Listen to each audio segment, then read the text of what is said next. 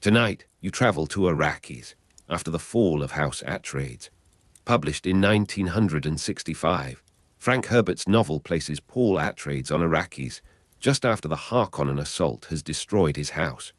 Beneath the cold stars of the open desert, Paul and his mother Jessica are taken towards Sietch Tabr, where survival, prophecy, and Fremen custom begin to reshape the air into Muad'Dib. Arrakis, in the first hour before dawn, lies beneath a sky crowded with pale stars and drifting dust. You are standing within the Eastern Palace court as the household of Duke Leto Atreides receives stewardship of Arrakis, the desert world that the Imperium values above every other possession. Around you, servants carry sealed cases through unfamiliar corridors, while soldiers study maps beneath lamps shaded against the sand. The stone beneath your feet still holds the night's cold. Somewhere beyond the walls, the desert stretches without a visible edge. Arrakis is the only known source of melange in the Imperium, and every political calculation bends towards its spice fields. Melange extends life, sharpens perception, and enhances the mental abilities of those who consume it. Guild navigators depend upon its altered awareness to guide their vessels through interstellar space. Even here, within the palace, the faint cinnamon scent of melange clings to robes, documents, and the breath of men who speak softly about distant worlds. The Atreides household has accepted this new command before the main crisis begins, though nobody around Duke Leto mistakes the transfer for an honor freely offered. You hear the formal words of appointment repeated by heralds, scribes, and officers, each version polished, until danger disappears beneath ceremony. The Harkonnens previously controlled Arrakis, ruling from the fortress of Carthage, and their departure leaves behind an administration deliberately weakened. Storehouses stand half empty. Records have vanished. Local officials answer slowly, with guarded expressions and hands folded across their robes. Duke Leto Atreides moves through the reception chamber with a quiet gravity that does not resemble confidence. His dark hair is touched by early light, and his attention lingers on every doorway, unfamiliar uniform and seal impressed into wax. You are close enough to see that he suspects the transfer of Arrakis is a trap. He does not announce this suspicion. He allows it to settle between himself and his officers, like dust beneath a closed shutter. Beside him stands Lady Jessica, his concubine and the mother of Paul Atreides, the ducal heir. Dr. Wellington Yue remains near the medical attendants, a narrow and courteous figure whose imperial conditioning has made him famous among noble households. Gurney Halleck waits with the weapons officers, while Duncan Idaho has gone beyond the palace walls to measure the loyalty of the desert population. The names pass through the household quickly.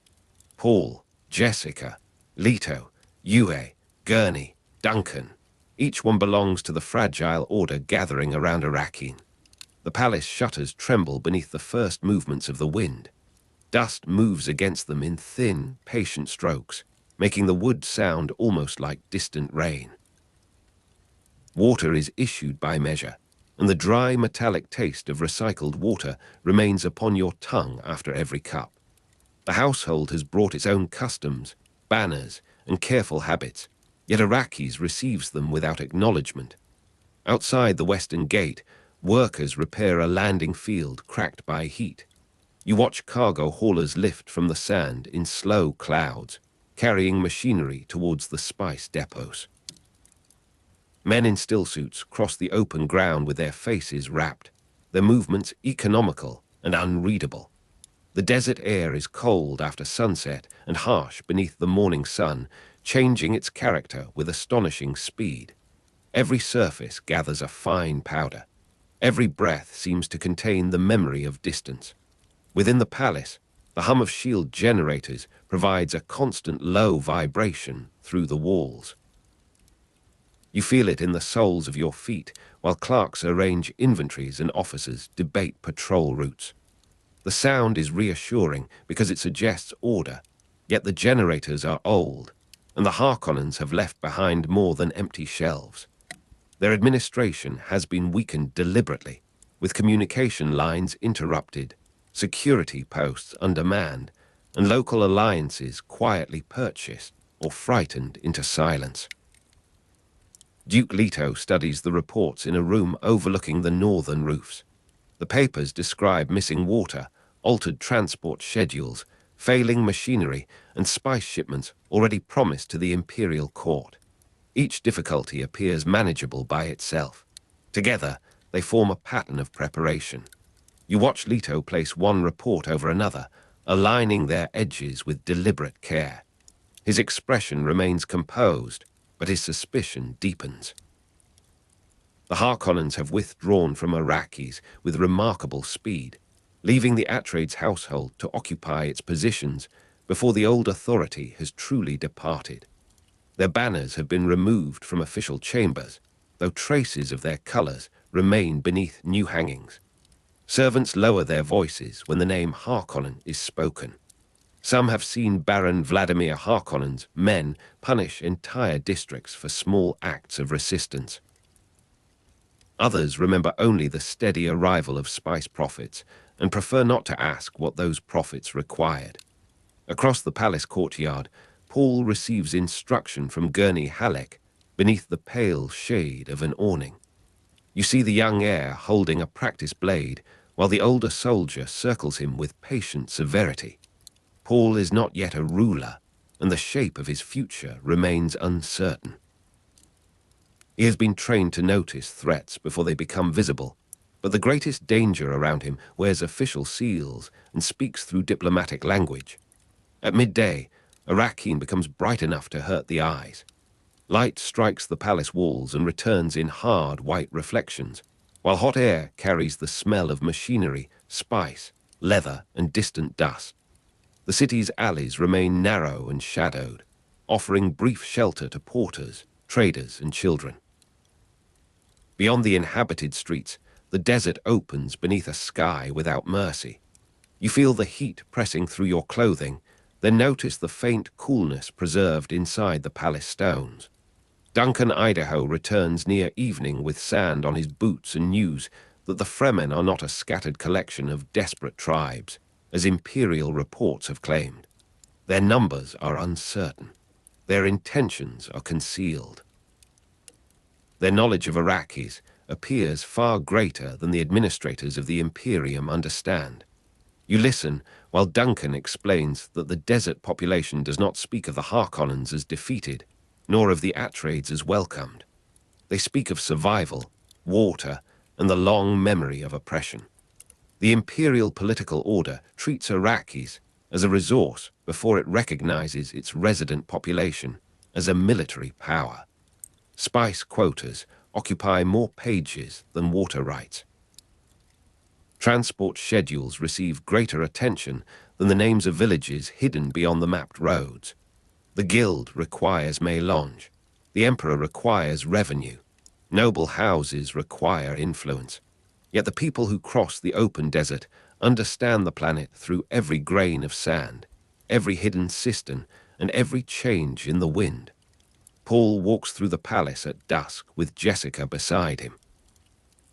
You move with them beneath balconies, where guards check their weapons and servants carry lamps from room to room. The faint cinnamon scent of mélange rises from a nearby dining chamber, mingling with the dry metallic taste left by recycled water. Jessica speaks quietly about attention, fear, and the dangers of displaying too much knowledge. Paul listens, though his gaze repeatedly turns towards the shutters. Darkness gathers beyond Arrakis. Cold desert air enters through narrow openings and moves along the floors like water. Dust touches the palace shutters in soft, uneven bursts. Far below, a shield generator maintains its low mechanical hum, steady enough to resemble breathing. You can hear footsteps crossing the corridor, then fading behind walls. Nothing announces the attack. The silence beyond the palace remains complete. Warnings accumulate during the next hours, though each one arrives disguised as a small inconvenience. A guard fails to appear at his post. A signal light on the southern ridge goes dark. A maintenance crew reports that a power coupling has been altered. Dr. Yue discovers irregularities in the palace systems and offers explanations that are precise, calm, and reassuring. His manner carries no visible panic. His hands remain still while he speaks. The household gathers around Duke Leto in the war room, where a map of Arrakis covers the central table. You see the city marked in red, the landing field marked in black, and the distant spice regions marked with uncertain circles. Leto listens to Gurney, Duncan, Jessica, and Yue in turn. He understands that the Harkonnens have prepared the ground carefully. He also understands that a trap may still be resisted if its mechanism can be found. Dr. Wellington Yue has been trusted because imperial conditioning is believed to make betrayal impossible. His loyalty has been tested by generations of physicians and confirmed by every official record. Yet the Harkonnens have found the pressure that conditioning cannot withstand. They hold Yue's wife, Wana, and have transformed his grief into an instrument. You do not see the entire movement of his inner life. You see only the composed doctor standing beneath the lamps, listening while the household prepares for war. The palace corridors become quieter as midnight approaches. You pass beneath heavy arches where the stone feels cool against your shoulder, and the lamps cast long amber bands across the floor. Somewhere behind a closed door, a servant pours water into a metal basin. The liquid makes a brief, careful sound. A shutter clicks under pressure from the wind. Beneath everything, the shield generators continue their deep vibration, a mechanical promise repeated through the walls. Paul is awakened by a vision of danger that arrives through dreams, images, and fragments of unfamiliar faces. You stand with him beside a narrow window, looking towards the dark roofs of Arrakis. His breathing is controlled, though his fingers tighten around the edge of his robe.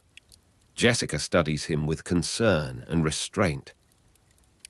She knows that the Bene Gesserit training within her has shaped his perception, but she does not know whether those perceptions will preserve him or draw him towards catastrophe.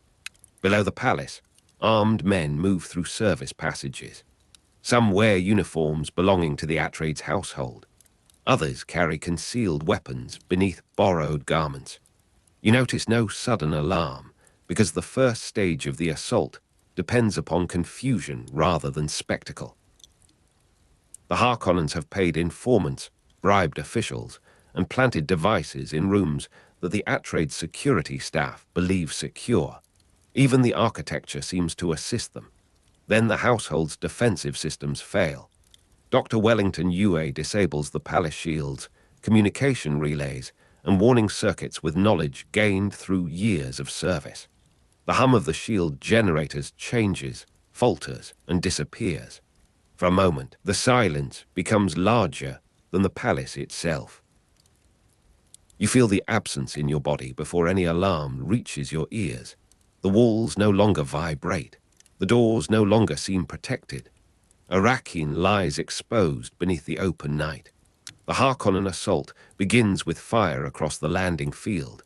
You see aircraft descending through dust, their engines turning the darkness into a violent orange haze. Explosions strike the outer districts and shake the palace foundations. At the same time, Imperial Sardaukar troops enter the attack, disguised among Harkonnen forces, their discipline and equipment revealing a power that the household cannot match. The Emperor has sent soldiers while maintaining the appearance of distance. Arrakis breaks apart in a single night. Doors burst inward. Corridors fill with smoke. Atreides guards fire from stairwells, balconies, and narrow chambers, but their positions have been betrayed before the first weapon is raised. Gurney Halleck leads a counterattack through the western quarter, while Duncan Idaho attempts to reach the city's defensive command. Their forces move bravely through a battle whose outcome has already been prepared. Outside the palace, dust races along the streets in twisting sheets. The moon appears and vanishes behind brown clouds, while the cold desert air is replaced by heat, from burning machinery. Metal fragments strike walls and skitter across courtyards. Water pipes rupture beneath the paving stones, releasing precious streams that darken the sand before disappearing. The faint spice scent is almost gentle beside the sharper smells of smoke and heated stone. Duke Leto is captured during the confusion and brought before Baron Harkonnen. You see him restrained within a transport chamber, his body weakened by drugs and his mouth carrying a hidden weapon. Dr. Yue has placed a poisoned tooth among his teeth, hoping that the Duke will be able to use it against the Baron. The plan depends upon timing, pain, and the possibility that one final act of defiance might destroy the architect of the assault. Baron Vladimir Harkonnen enters surrounded by attendants, his immense body suspended within a personal suspensor field. His voice remains soft, almost conversational, while the captured Duke is positioned nearby. The Baron speaks of inheritance, profit, and the ancient rivalries between noble houses. You hear the language of politics return to the room even as Arrakis burns outside. The Harkonnens have taken the city, but the Baron still wishes to make the victory feel like a private conversation. Duke Leto uses the poisoned tooth against Baron Harkonnen when the moment arrives. The vapor kills the Duke, along with guards and attendants crowded close around him, yet the Baron survives by retreating through the chamber in time. The tooth has failed to destroy its intended target. Leto's death becomes both an act of resistance and the final proof that the old Atreides order has fallen. For a short while, you remain inside the palace among broken doors, scattered documents, and lamps burning through smoke. The banners of House Atreides hang torn above corridors where no sentry answers. Water has collected in shallow depressions across the floor, carrying ash and dust towards the drains.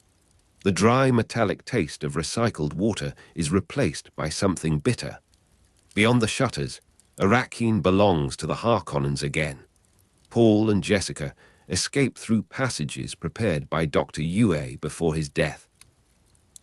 You follow them beneath the palace, moving through darkness where the walls narrow and the air smells of stone. Jessica keeps one hand near Paul's shoulder, guiding him around fallen masonry. Their aristocratic clothing offers no protection against the desert. Their names, once sources of authority, have become dangerous sounds that must not travel beyond the passage. The passage opens into a maintenance chamber beneath the city. You stand among pipes, dust-covered tools, and old water markings cut into the walls. Cold desert air enters through a damaged vent and brushes your face with surprising softness. Above you, distant engines pass over Arrakis.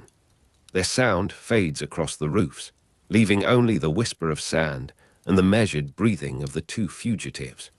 Paul begins this stage as the heir of a fallen noble house. His blood identifies him as the son of Duke Leto. His education surrounds him with the traditions of command, and his name carries the memory of Kaladin. Yet the night has changed the meaning of every inheritance.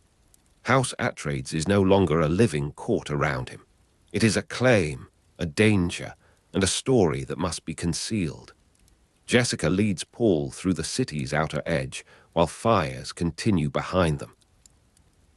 You pass abandoned courtyards, shuttered workshops, and narrow alleys where the sand has gathered against walls. Some residents remain hidden indoors. Others watch from doorways without speaking. The Harkonnen occupation has returned quickly, but control of streets is not the same as control of Arrakis. Beyond the city, the desert keeps its own authority. The surviving Atreides forces scatter before dawn. Some escape towards the smuggler routes, where hidden pilots and desert traders offer uncertain shelter. Others disappear into the open country, carrying weapons beneath stillsuits and waiting for a chance to find the Fremen. The names of the dead spread unevenly through the ruins. Gurney Halleck survives. Duncan Idaho does not return from the fighting. Many others vanish into dust. You and Paul leave the final buildings behind as the eastern horizon begins to pale. Arrakis recedes into a low arrangement of walls, towers, smoke, and lamps. Ahead lies the open desert, marked only by ridges and shifting shadows. Jessica's breathing remains steady. Paul walks beside her without speaking. The cold air after sunset has begun to lift, and the first warmth gathers beneath the sand. The desert does not welcome them, but it does not reject them either. Its surface appears empty until you notice the small signs. A broken stone beside a hollow, a line of footprints erased at the edges, a dark shape moving far beyond the dunes. Water is hidden. Shelter is temporary. Every direction carries risk. The open land has no palace walls to preserve identity and no guards to recognize rank. Behind you, House Atreides survives only in fragments. A sword rests beneath torn fabric. A signet remains wrapped in cloth. A few soldiers carry memories of another world. Some will later join smugglers. Some will later seek the Fremen. Others will remain nameless beneath the sand. Their scattered movements form no army yet, only the quiet beginnings of endurance. Paul's identity becomes something he must conceal in order to survive.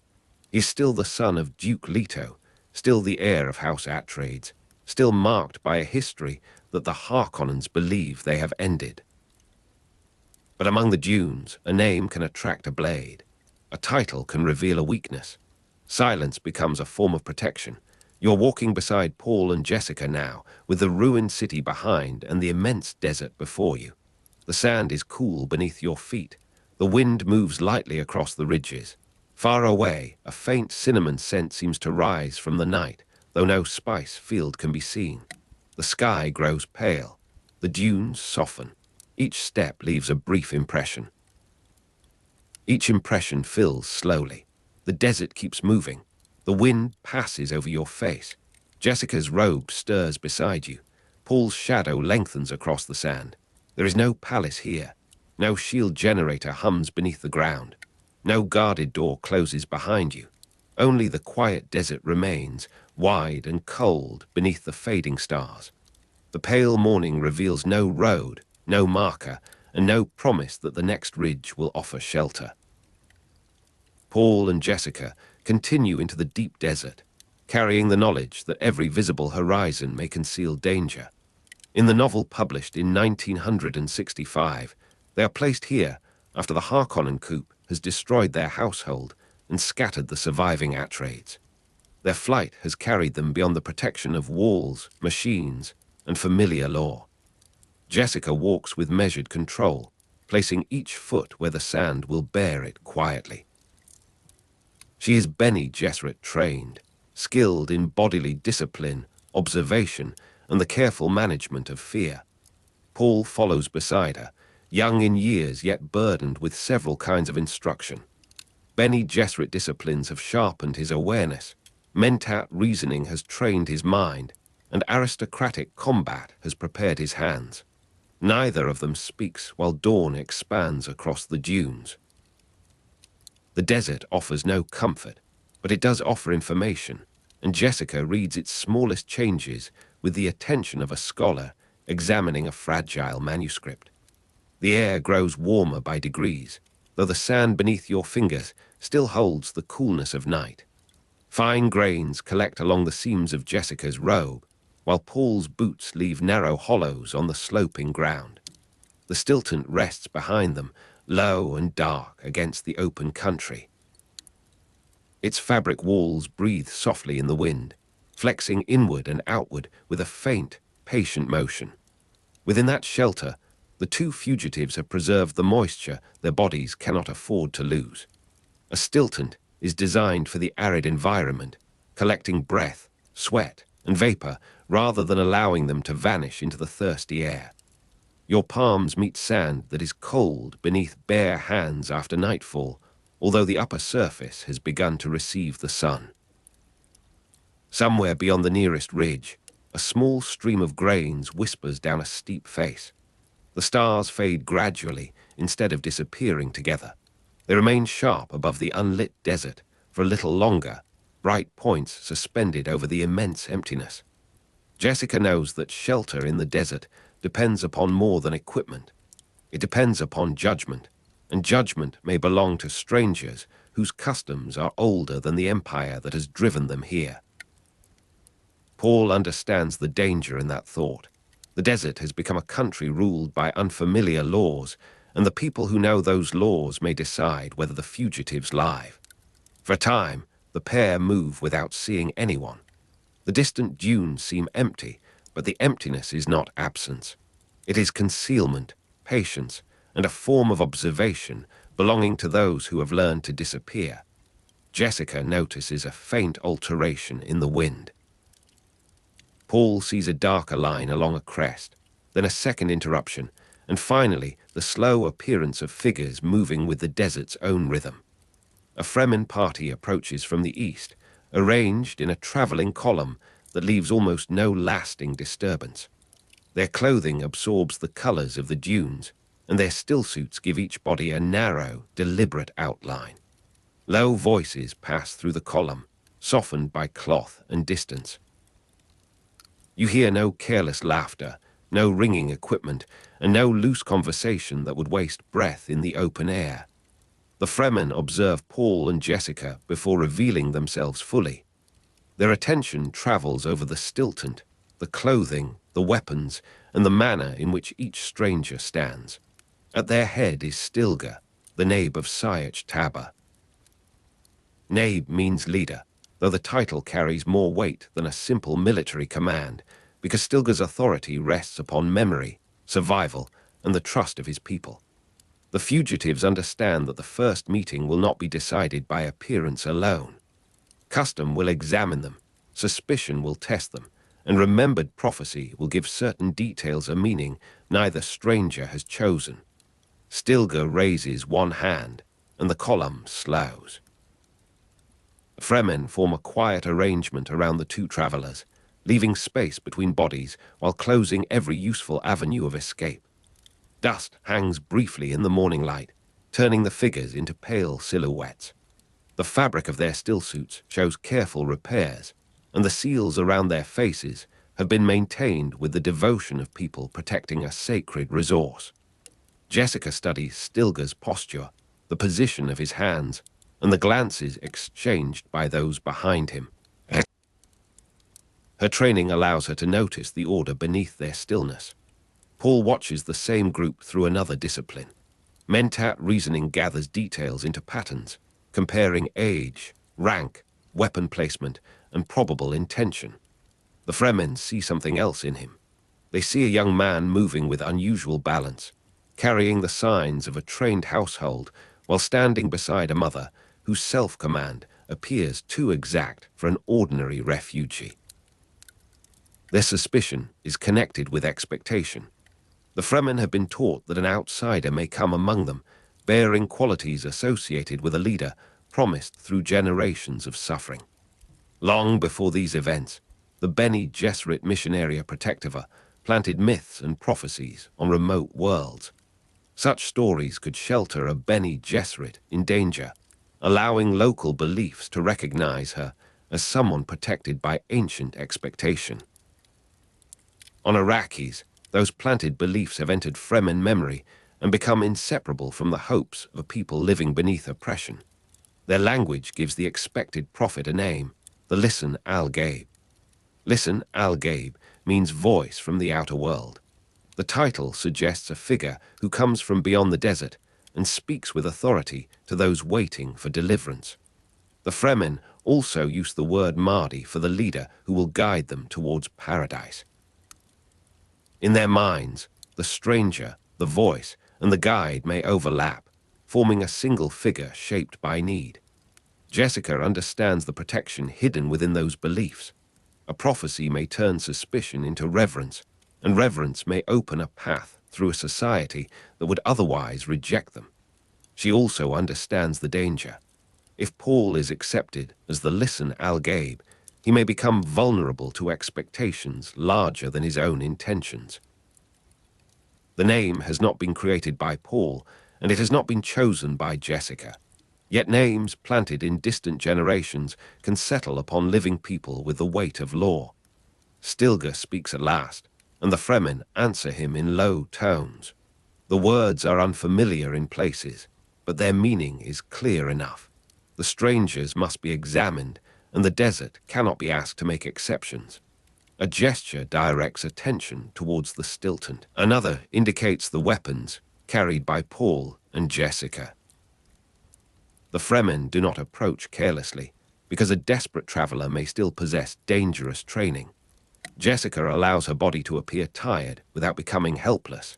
She softens her shoulders, lowers her gaze by a precise degree, and keeps her breathing measured beneath the stillsuit's mask. Paul remains close to her.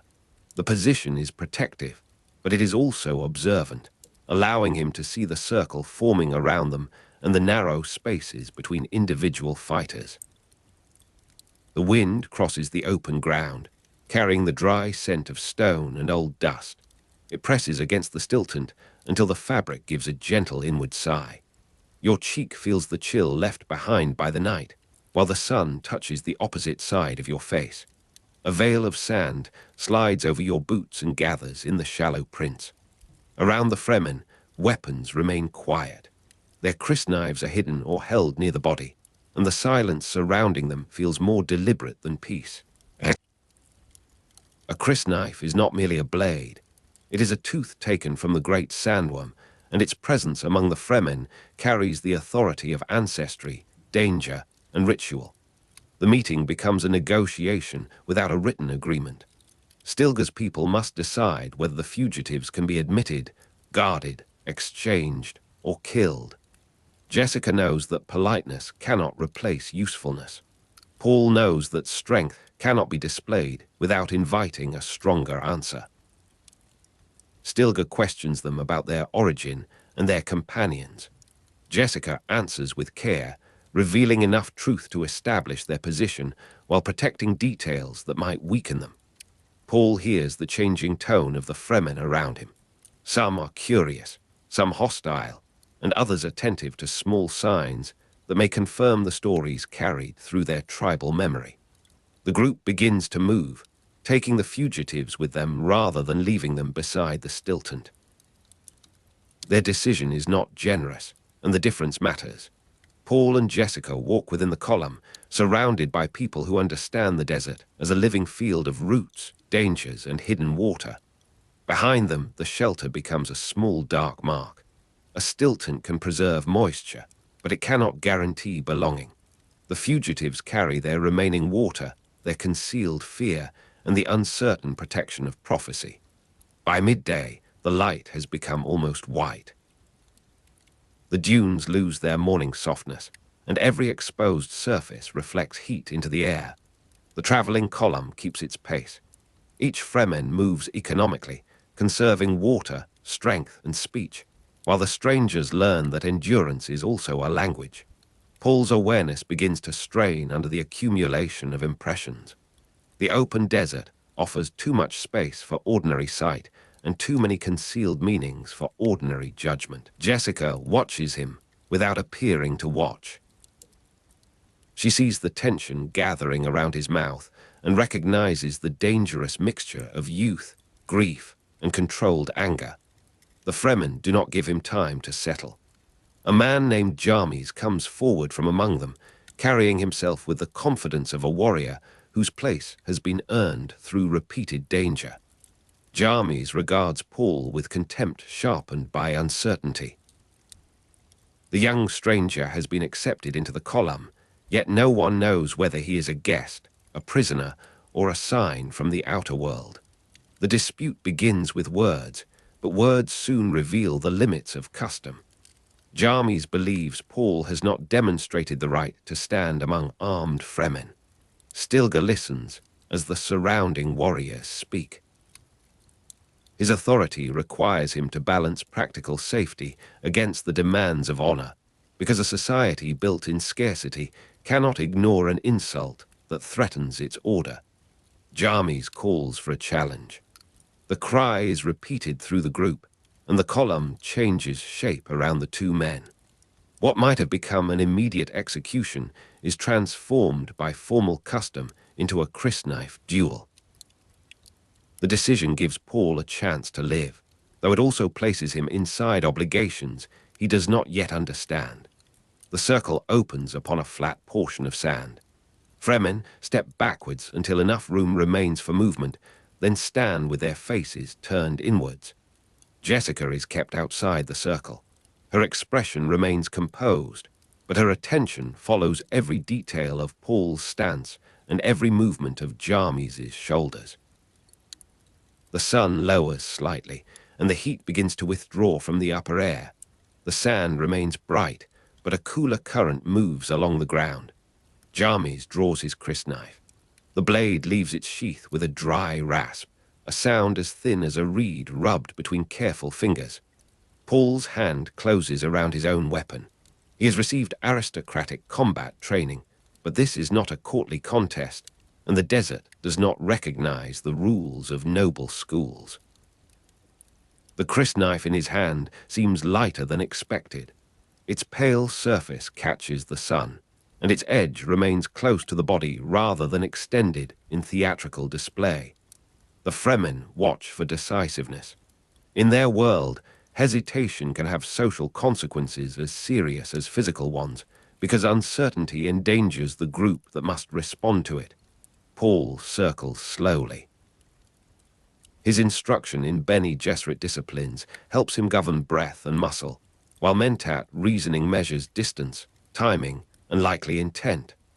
Jarmis moves with confidence and anger.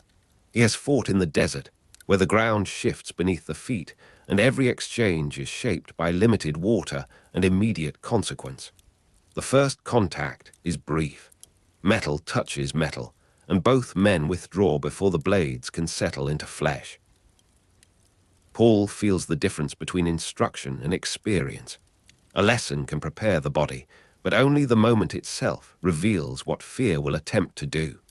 Jarmis advances again, turning the blade towards Paul's shoulder.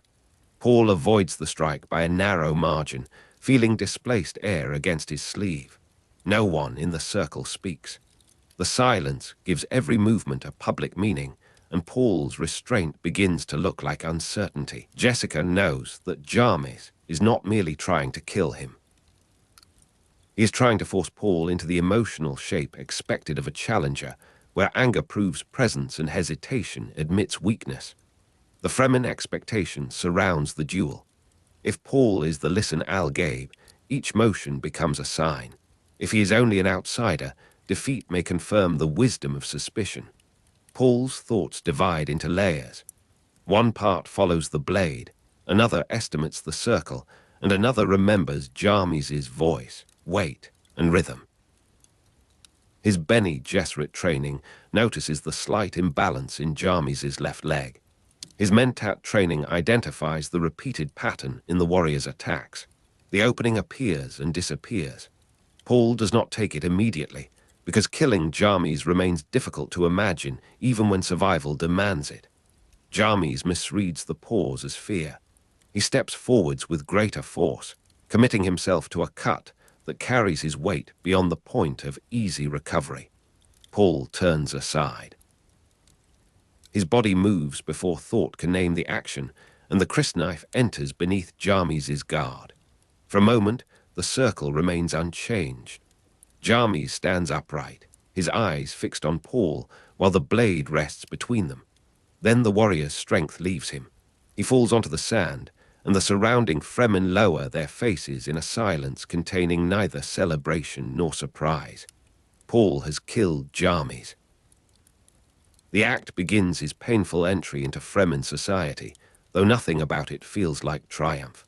The blade is withdrawn according to custom.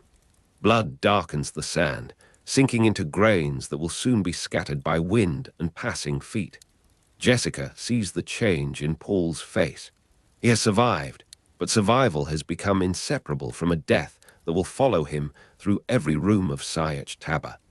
Jarmis's body creates obligations. The Fremen must account for his death, preserve his honor, and decide what the victor now owes to the family and companions left behind. Paul stands within the circle while the people around him reconsider his position. A prisoner has become a warrior, and a stranger has become a possible sign. The desert is quiet beyond the gathering. Distant ridges shimmer beneath the afternoon light, and the air above the sand trembles like glass. Your fingers brush the ground where Jamis fell, finding warmth stored beneath the loose surface. A small current of grit moves over the place, softening its outline. The crysknife sheath rests against Paul's hip. Its leather is rough and dry, and the weapon inside seems to retain the stillness of the moment before it was drawn. Fremen voices pass along the column in restrained murmurs. Names, duties, and judgments travel from one person to another without becoming loud enough to waste breath. Jessica walks close to Paul as Stilgar's people begin moving again. She does not offer consolation in words, because the customs of the desert are already speaking more loudly than comfort could. Jamis' death requires Paul to take part in the arrangements that follow. He cannot simply leave the body behind, because the dead remain within the obligations of the living. The Fremen explain little at first. They expect Paul to learn through participation, and his ignorance becomes another matter to be measured. Jessica observes the exchange of water and possessions. Among the Fremen, water is life held in a form that can be transferred, mourned, and honored. Paul begins to understand that Jamis' death has not freed him. It has bound him more tightly to the people who witnessed it. Stilgar continues at the head of the column. His presence gives direction to the movement, and his silence suggests that the decision concerning Paul has not yet reached its final shape. The title Nabe remains connected with him wherever he walks. Stilgar is not simply a guide through the dunes. He is the leader of Sietch Tabr, carrying the judgment of that hidden community. The Fremen speak again of the signs surrounding the outsiders. Their memories reach backwards through stories of desert deliverance, strange mothers, and voices arriving from beyond the known world. Jessica recognizes the work of the Missionaria Protectiva in those stories. The Bene Gesserit had planted myths and prophecies on remote worlds before the events of Dune, preparing paths of survival for their own sisters. Yet the old strategy has become larger than its makers. The Fremen have shaped inherited fragments into a vision of the Listen Al-Gaib and the Mahdi. Jessica understands that Paul may receive protection through this expectation. She also understands that protection can become confinement when a community needs its promised figure to fulfill a sacred design. Paul hears his name joined with titles he has never requested. The words travel around him like wind around a rock, touching him from every direction, while leaving no place untouched. The column reaches a region where the dunes rise higher and conceal the horizon. The route bends between walls of sand, and the afternoon light settles into amber along the ridges. A faint smell of metal comes from the weapons carried nearby. Stillsuit fabric brushes against itself with a steady whisper, and the column's footsteps produce a muted, uneven rhythm. The wind has become cooler beside the shaded slopes. Sand gathers in the folds of your clothing, while the skin beneath the fabric holds the last warmth of the day. Above the western dunes, the first stars appear sharply before the sun has fully vanished. Their points of light seem close enough to touch, though the desert remains vast beneath them. Paul's grief moves quietly through his body. He thinks of Jamis, of the blade, and of the strange fact that a man can become part of one's history in less than an hour. Jessica's thoughts remain practical because practicality is one of the forms her training has given to love. She measures Paul's condition, the party's mood, and the distance to Sietch Tabr. The Fremen stop to make final preparations for the night crossing. Water seals are checked, face coverings adjusted, and equipment secured so that nothing will betray them to watchers in the dark. Stilgar approaches Paul without ceremony. His gaze remains direct, and his manner suggests neither complete acceptance nor open rejection. He speaks of Jarmis and of the obligations created by the duel. Paul listens, understanding that victory among the Fremen is a form of debt.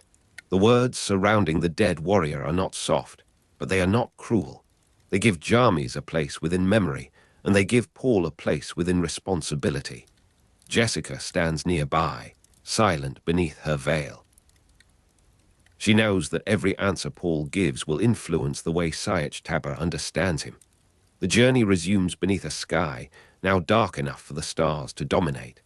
No lamps are lit, and the Fremen move by remembered contours, subtle changes in the sand, and the faint guidance of distant rock. The column's low voices rise and fade. Some speak of Jarmis, others of the newcomers, while Stilgar's people carry their concerns across the night in tones scarcely louder than breathing. A long ridge casts a deeper shadow over the path. The sand there is cooler, and when your bare hand touches it, the surface yields with a powdery softness. The fabric of a stillsuit makes a dry murmur with each step. Somewhere behind the moving figures, the abandoned stilton remains alone upon the desert, its walls breathing gently in the wind. Paul walks beneath the names Listen, Al-Gaib, and Mardi, though he is still mourning the world that gave him his ordinary name. The titles advance before him, carried by belief. Jessica keeps pace beside her son.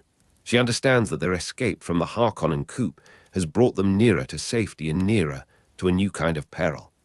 The Fremen party, led by Stilgar, guides them towards Sietch Tabr. Every turn through the dunes makes the hidden settlement feel more real, though nothing visible yet announces its entrance. In the darkness, Paul's thoughts return to the circle. He remembers the dry rasp of Jarmis's crysknife, leaving its sheath, the instant of hesitation, and the final weight of decision. He knows that the duel has altered his position permanently. The Fremen will not see him again as merely a fugitive from a fallen house. The name of Jarmis will remain attached to his arrival. So will the blood on the sand, the witnesses around the circle, and the prophecy that gave his movements a meaning beyond himself.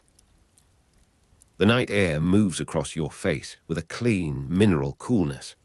Sand slips over your ankles, then settles into the depressions left by the passing column. The stars spread without interruption above the unlit desert.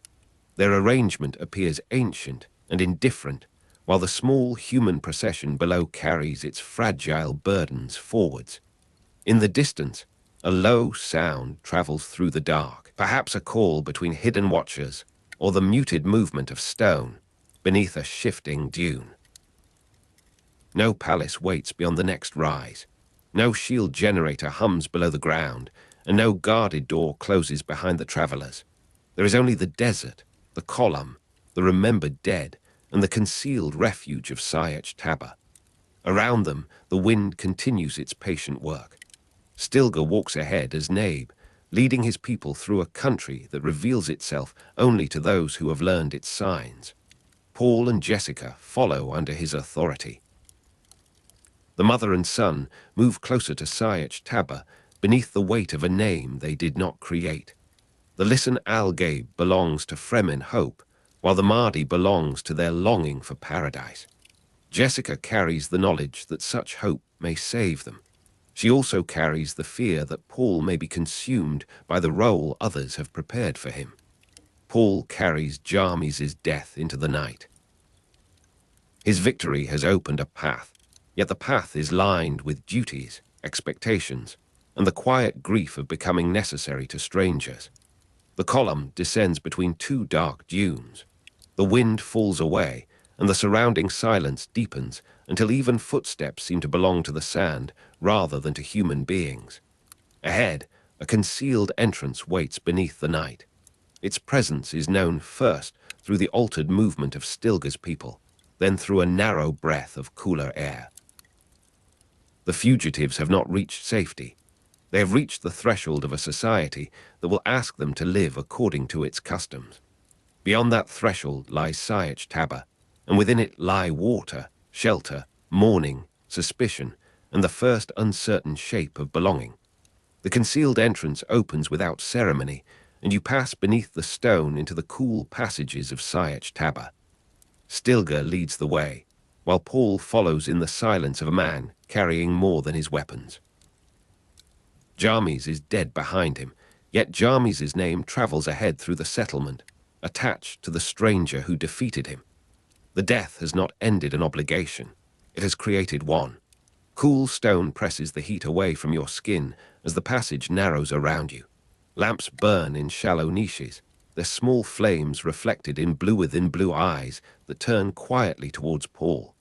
The air holds the dry mineral scent of rock, mixed with spice from rooms deeper within the Sietch. Beneath each belt, water rings touch against one another with a muted, delicate clicking. Paul enters Sietch Tabr carrying the social consequences of ritual combat. Among the Fremen, a man who kills another cannot simply walk away from the household left behind. The fight with Jarmis has placed Paul within Fremen society, but the entrance is not an admission of complete trust. His feet have crossed the threshold, while his reputation remains outside it, waiting to be judged. You move with the group through chambers shaped by generations of patient labor. The walls are smooth in some places and rough in others, bearing the marks of tools, hands, and the slow passage of many bodies. Treated fabric brushes against leather as the Fremen pass.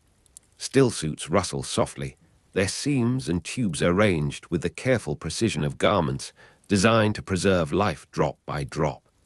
Sietch Tabr is more than a refuge beneath the desert. It is a political community, a network of families and obligations gathered under Stilgar's leadership. Every person within it belongs to a place in the structure, whether that place is secure, disputed, or newly forming. Paul occupies the most uncertain position because his usefulness and danger are both apparent. A communal room receives you with low ceilings and a spread of shadowed alcoves. The scent of spice lies warmly over the stone, joined by the faint odor of leather, dust, and carefully rationed food. People sit close together, their stillsuits folded around them like dark, worn skins. Water rings catch the lamplight whenever a hand moves, making brief silver sounds in the quiet. Hera waits among those who have come to see the man who killed her husband. Her face contains grief, calculation, and the practical attention required of someone whose household has suddenly changed. Paul has accepted responsibility for Hera and her children according to Fremen custom. The gesture does not erase Jarmis's death, and it does not turn mourning into gratitude. Instead, the death becomes a continuing social obligation. Paul must provide protection and support, while Hera's household becomes part of the consequence carried by the victor. Hera explains the matter without softness and without unnecessary cruelty. Being claimed by the man who killed her husband means that she and her children are no longer left without a protector.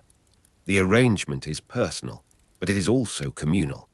Paul's victory has bound him to a family, and the family's welfare now reflects upon his honor within Sietch Tabr. You sit near the edge of the room while the explanation moves through the stillness. Somewhere behind the walls, water passes through pipes with a sound so faint that it resembles distant breathing. A child shifts against Hera's side, and the leather of a stillsuit creaks beneath the movement. One of the water rings at Hera's belt taps against another, producing a small, bright note. The Fremen do not permit grief to exist apart from practical necessity. A widow must eat, children must be guarded, and every lost body must be accounted for within the living community. Paul's acceptance of Hera is therefore neither a romantic gesture nor a private act of pity. It is a submission to the customs that make survival possible in the desert. Within Sietch Tabr, water forms the foundation of wealth and social order. A person's moisture is treated as a possession, a responsibility, and sometimes the only inheritance that cannot be taken lightly. Water rings mark personal ownership of moisture. Their number and material carry meanings that may be understood through sight, touch, and the quiet sound they make against a belt. You notice how seldom anyone moves carelessly. Cups are handled with reverence, containers are sealed quickly, and even a damp cloth seems to hold the gravity of a valuable possession. The Fremen conserve moisture from bodies, animals, and the atmosphere.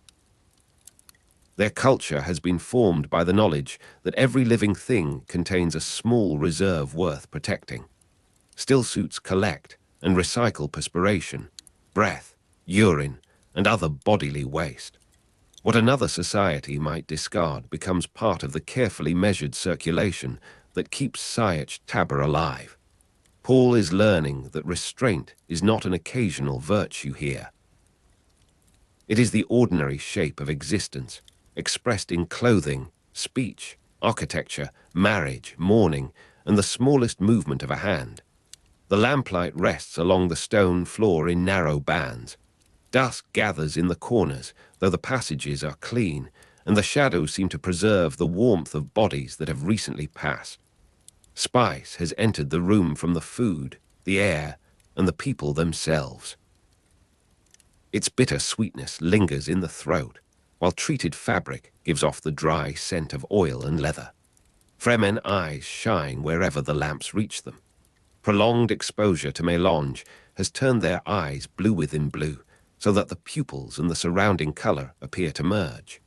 Paul's eyes remain unlike theirs, and the difference is noticed even when no one speaks of it. The blue within blue gaze is one of the quiet signs by which belonging is measured. He has killed Jarmis in ritual combat, accepted Hera and her children, and entered Sietch Tabr under Stilgar's protection. Still, no single act can make him entirely Fremen. The names offered to him carry different degrees of intimacy. Usul belongs within the Sietch, while the name Muad'Dib will stand before the wider Fremen community. The distinction matters because a private name is not the same as a public identity. Paul must live as Usul among those who know him closely, while Muad'Dib becomes the sign others will recognize. You follow the group into another passage where the air is cooler and the ceiling dips low. The stone has been polished by shoulders and hands, and its surface feels faintly damp beneath your fingers. Water is never allowed to gather openly, yet moisture seems present in the life of the place. It is held in containers, clothing, bodies, and the disciplined habits of every inhabitant. The sound of water rings accompanies the procession like a fragile percussion. Some rings are plain, some carefully shaped, and each one appears to belong to a history that is not explained aloud. Paul learns that rings can be exchanged, pledged, and counted. They function as markers of personal moisture ownership, translating invisible reserves into a form that can move between people. Such objects make wealth tangible in a society where a handful of water may determine whether a family travels, trades, mourns, or survives another season. Their value is practical before it is symbolic. Hera's household receives Paul with guarded acceptance. She understands the custom more clearly than he does, and her children measure him by the safety he may provide rather than by the duel he has won. The arrangement places Paul near the center of a family he did not choose. Its obligations will follow him through the Sietch, across the open desert, and into every later decision. Chani appears during these early movements through the community, first as a familiar figure among Stilgar's people. She is the daughter of Liat Kynes and a Fremen mother, and her presence carries its own authority. She watches Paul with an expression that is neither open hostility nor easy welcome.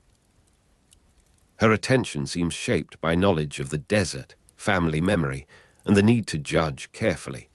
You see Chani standing beside a wall where the lamplight is weakest. The blue of her eyes gathers the light without reflecting its warmth, making her gaze appear cool and inward. Her stillsuit is worn close to the body, with repaired seams and softened leather. The fabric bears the marks of movement through rock, sand, and narrow domestic passages. Chani becomes a familiar presence within a community that still watches Paul carefully. She is near during meals, conversations, and preparations, though she seldom wastes words.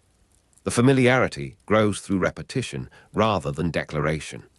Paul sees her where water is measured, news is exchanged, and the children of the Sietch move between households. Their relationship begins inside the larger discipline of Fremen life. Chani is not separated from her people for Paul's sake, and Paul is not permitted to forget that she belongs to a community. The walls of Sietch Tabr carry a steady coolness, as though the rock has remembered every night of the desert. Your footsteps make little sound upon the worn floor. In a communal chamber, food gives off the scent of spice and toasted grain. Hands pass bowls carefully, and no one leaves a trace of moisture on the stone. A child laughs once, then lowers his voice when an older woman looks across the room. The settlement has its own quiet rhythm, in which affection and caution share the same spaces. Beyond the chambers, unseen workings gather the moisture of daily life. The stillsuits receive the body's heat and dampness, returning what they collect through tubes and filters. The clothing is neither decorative nor merely protective. It is a portable system of survival, shaped to preserve perspiration, breath, urine, and other bodily waste for later use. Paul's own stillsuit feels increasingly familiar against his skin. He begins to understand that comfort here depends upon correct adjustment, careful movement, and trust in a system maintained by habit. Chani's nearness helps him read the room. A glance from her may indicate when silence is expected, when a question would be unwelcome, or when a small act has been understood. The Fremen name Paul Uzel, a private Sietch name meaning the base of the pillar. The phrase suggests support, endurance, and a position within a structure larger than the individual. Uzel does not make Paul equal to every person who hears it. It gives him a place from which he may begin to earn such equality through conduct. The name is repeated in low voices as people learn to use it. Paul Uzel is no longer simply the outsider brought through the entrance, though the memory of his origin remains. At first, Uzel sounds unfamiliar beside his face. Then the syllables settle into the ordinary speech of the Sietch, carried through stone corridors and over the soft clink of water rings. You hear the name passing from one chamber to another. It is spoken beside family names, work assignments, and references to water, so that identity becomes attached to practical life. The phrase base of the pillar has a weight that is felt rather than explained. A pillar holds pressure quietly, and the Fremen respect anything that remains upright beneath strain. Paul assumes Muad'Dib as his public Fremen name of manhood. The name is not simply selected for beauty, nor is it an ornament placed upon the old identity. Muad'Dib is the name of an adapted kangaroo mouse native to Arrakis. The creature survives where larger animals fail, moving lightly through a landscape that offers little shelter. Fremen admiration for the mouse centers on its ability to survive, and in their understanding, draw water from the desert. Its small body embodies economy, alertness, and the refusal to waste what life provides. The public name therefore joins Paul to an image already respected by the people around him. Muad'Dib announces a desired quality before it proves itself in his actions. In the dim room, the lamps make small islands of gold upon the dark. Chani's eyes catch one flame, while the rest of her face remains outlined by shadow. The scent of mélange thickens near the center of the chamber, where dishes have been opened and shared. It carries a dry sweetness that clings to the back of the mouth. Leather straps lie across shoulders and ribs, holding the stillsuits close. When someone turns, treated fabric gives a soft brushing sound, like leaves moving beneath a distant wind. A belt shifts, and several water rings click together. Their sound is modest, almost incidental, although every ring represents moisture that has been claimed, preserved, or exchanged. Muad'Dib becomes the name spoken beyond the private boundaries of the Sietch. It offers Paul a public sign of manhood, while Uzel remains the quieter name of inward belonging. The two names are not identical in feeling. Uzel is close and structural, while Muad'Dib carries the wider desert, the mouse's quick survival, and the expectations of a people. Paul learns that public honor must be earned in public view. A name may precede a man, but the man's conduct will determine whether the name remains respected. The Fremen continue to watch him, even after the names have been given. Acceptance has begun, although it remains conditional, dependent upon usefulness, loyalty, and endurance. Sleep gathers in the deeper rooms of Sietch Tabr. The lamps are lowered, and the passages become long channels of blue-black stone between small pools of amber light. Air moves gently through concealed openings, carrying traces of dust and spice from one chamber into another. The temperature remains cool beneath the rock, far removed from the open desert. You rest near the household that Paul has inherited through Jarmis's death. Hera speaks quietly with her children, and their voices fade into the surrounding hush. The walls seem to absorb every sound before it can travel far. Only the occasional movement of fabric, the soft ring against a belt, or the faint breath of a sleeper remains. This is how a society preserves itself in a place where abundance cannot be assumed. Every relationship carries material consequences, and every death rearranges the duties of the living. Jarmis's death has therefore entered the architecture of Sietch Tabr. It is present in Hera's household, Paul's obligations, and the altered way people pronounce his names. Hera does not allow Paul to imagine that responsibility ends with a solemn promise. The children require food, protection, and instruction, while she must be treated according to the dignity of a Fremen widow. Paul accepts the burden because refusing it would make his victory socially incomplete. To kill a man in ritual combat is to inherit the consequences that the dead man can no longer carry. The custom turns an enemy's death into a continuing social obligation. It keeps violence from becoming a private release because the victor must remain connected to the life left behind. Around you, the Sietch settles into its night routine. Containers are checked, seals are tightened, and the stillsuits are inspected for damage before sleep becomes complete. Even rest is organized around conservation. A body may relax, but it does not cease to be part of the water economy that supports the community. The stone beneath you is hard, though blankets soften its surface. Their fibers have been mended many times, and the cloth retains the faint scent of smoke and spice. Somewhere nearby, a child breathes evenly. A woman turns in sleep, and the rings at her waist make a brief sound before becoming still again. The quiet has no emptiness in it. It contains the weight of shared shelter, the knowledge of watched entrances, and the slow maintenance of a society hidden beneath sand. Paul's first steps into Sietch Tabr are measured by these ordinary details. He is learning that belonging is found in repeated discipline rather than in a single dramatic gesture.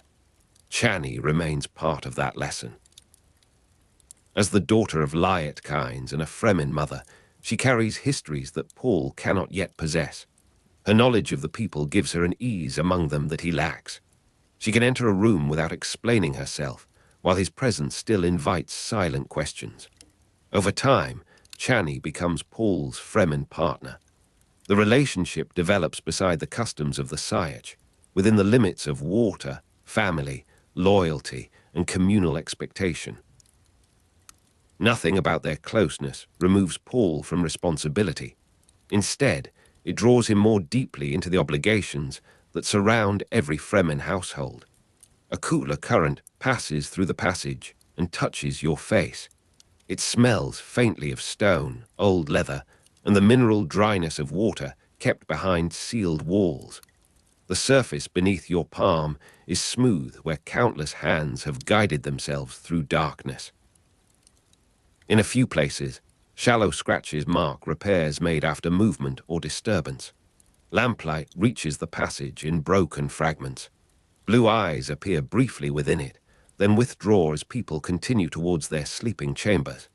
The Sietch's atmosphere is controlled, but not lifeless.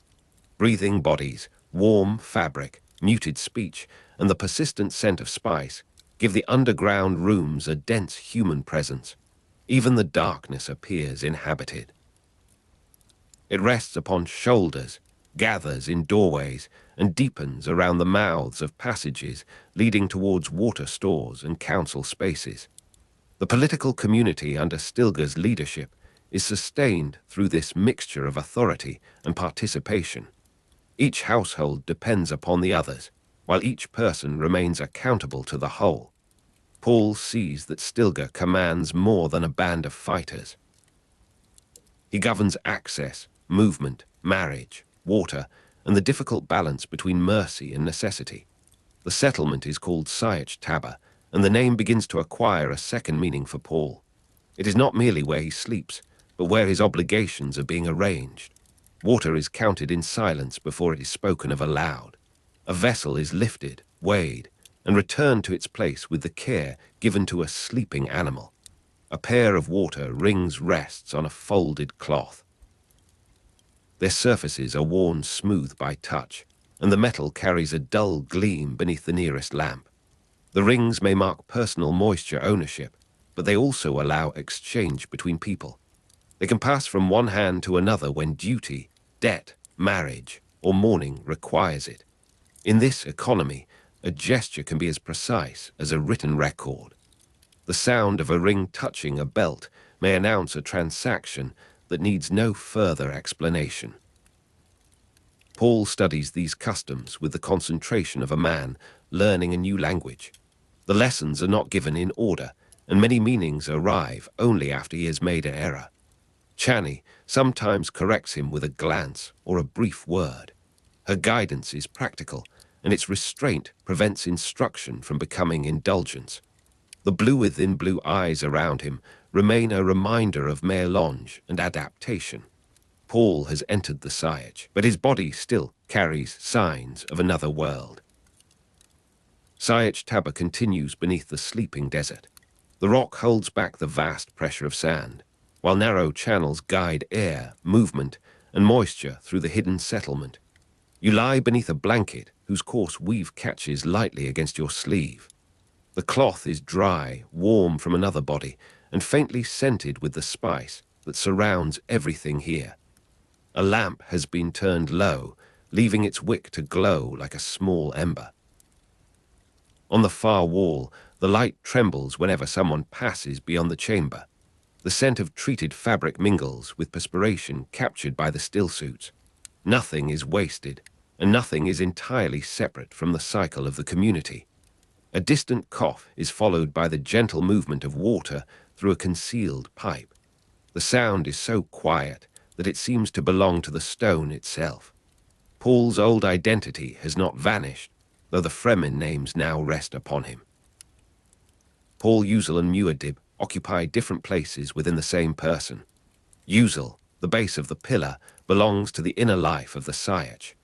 Muad'Dib, the adapted kangaroo mouse, belongs to the public life of a man becoming visible among the Fremen.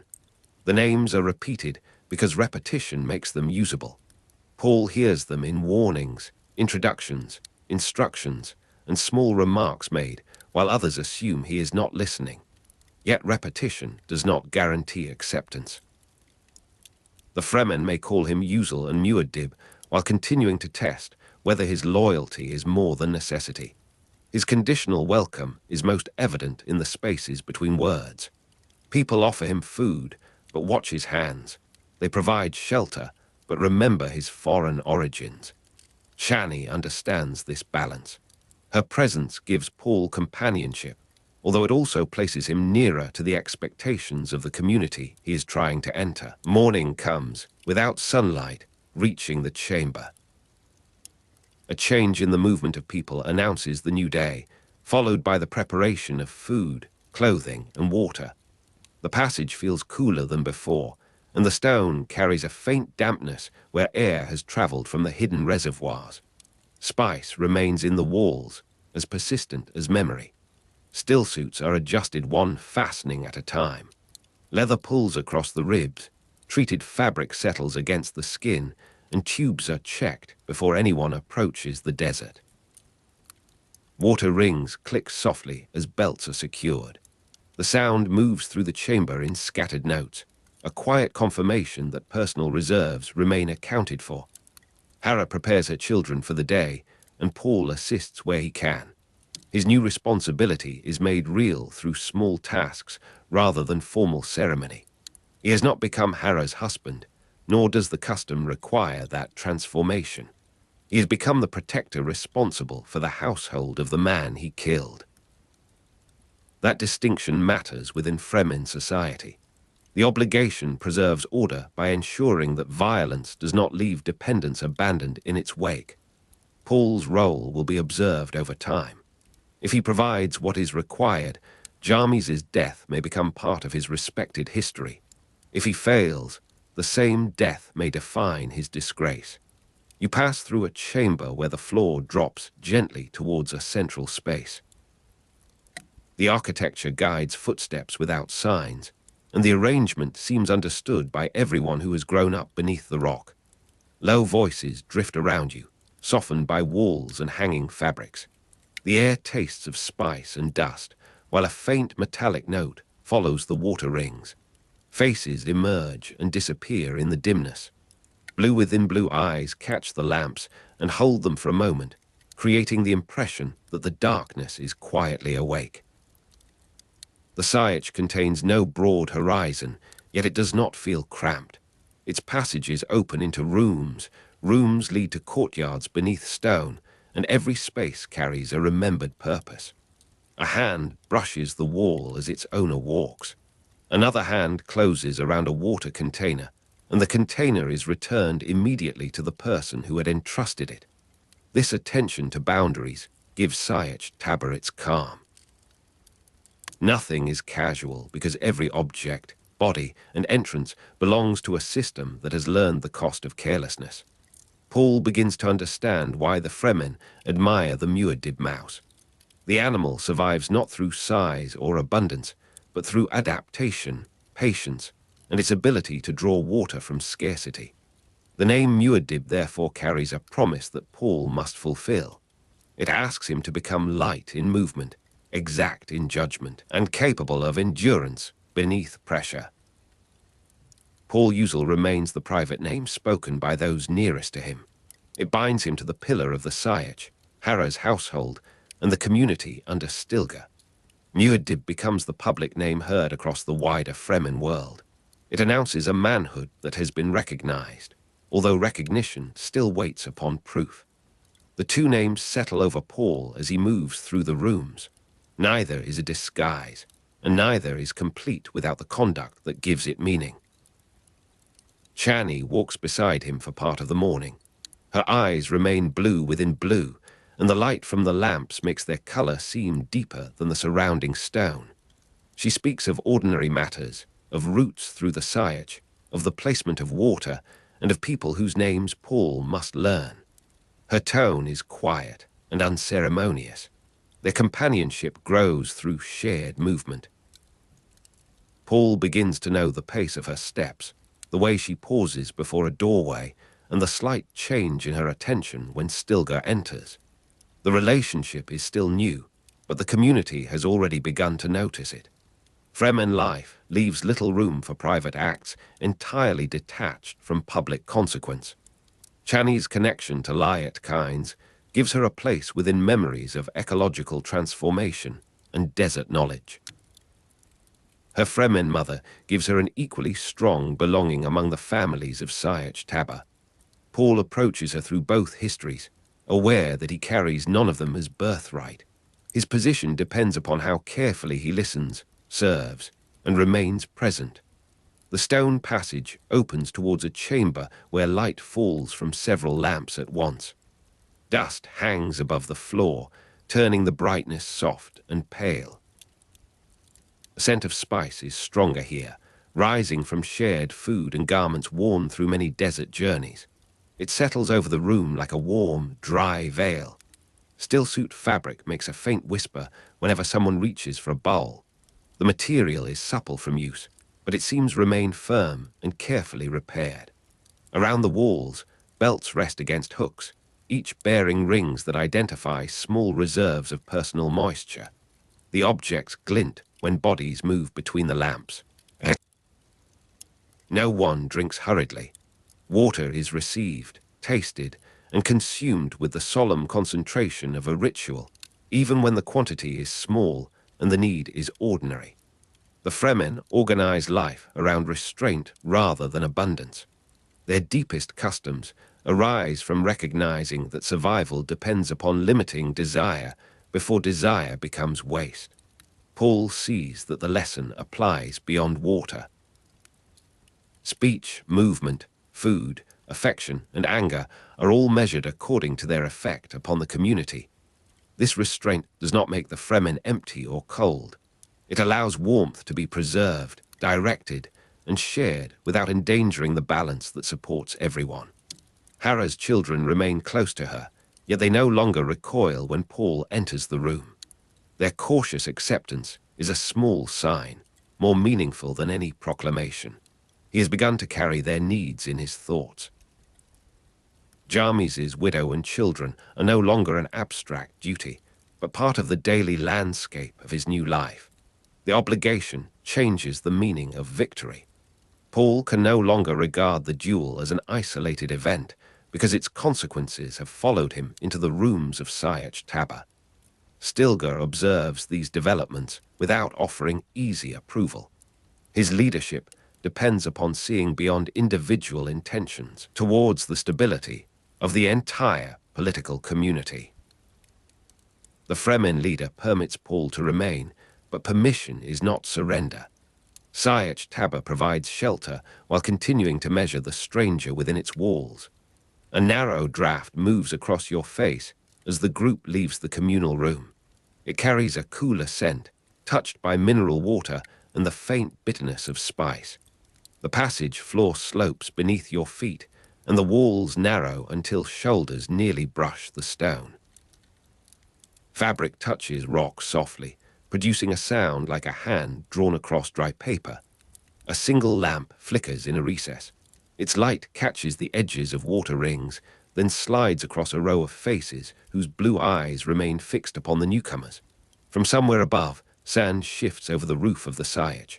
The movement is distant and muffled, yet it reminds you that the open desert lies only a layer of stone away. The underground rooms offer protection, though not permanence.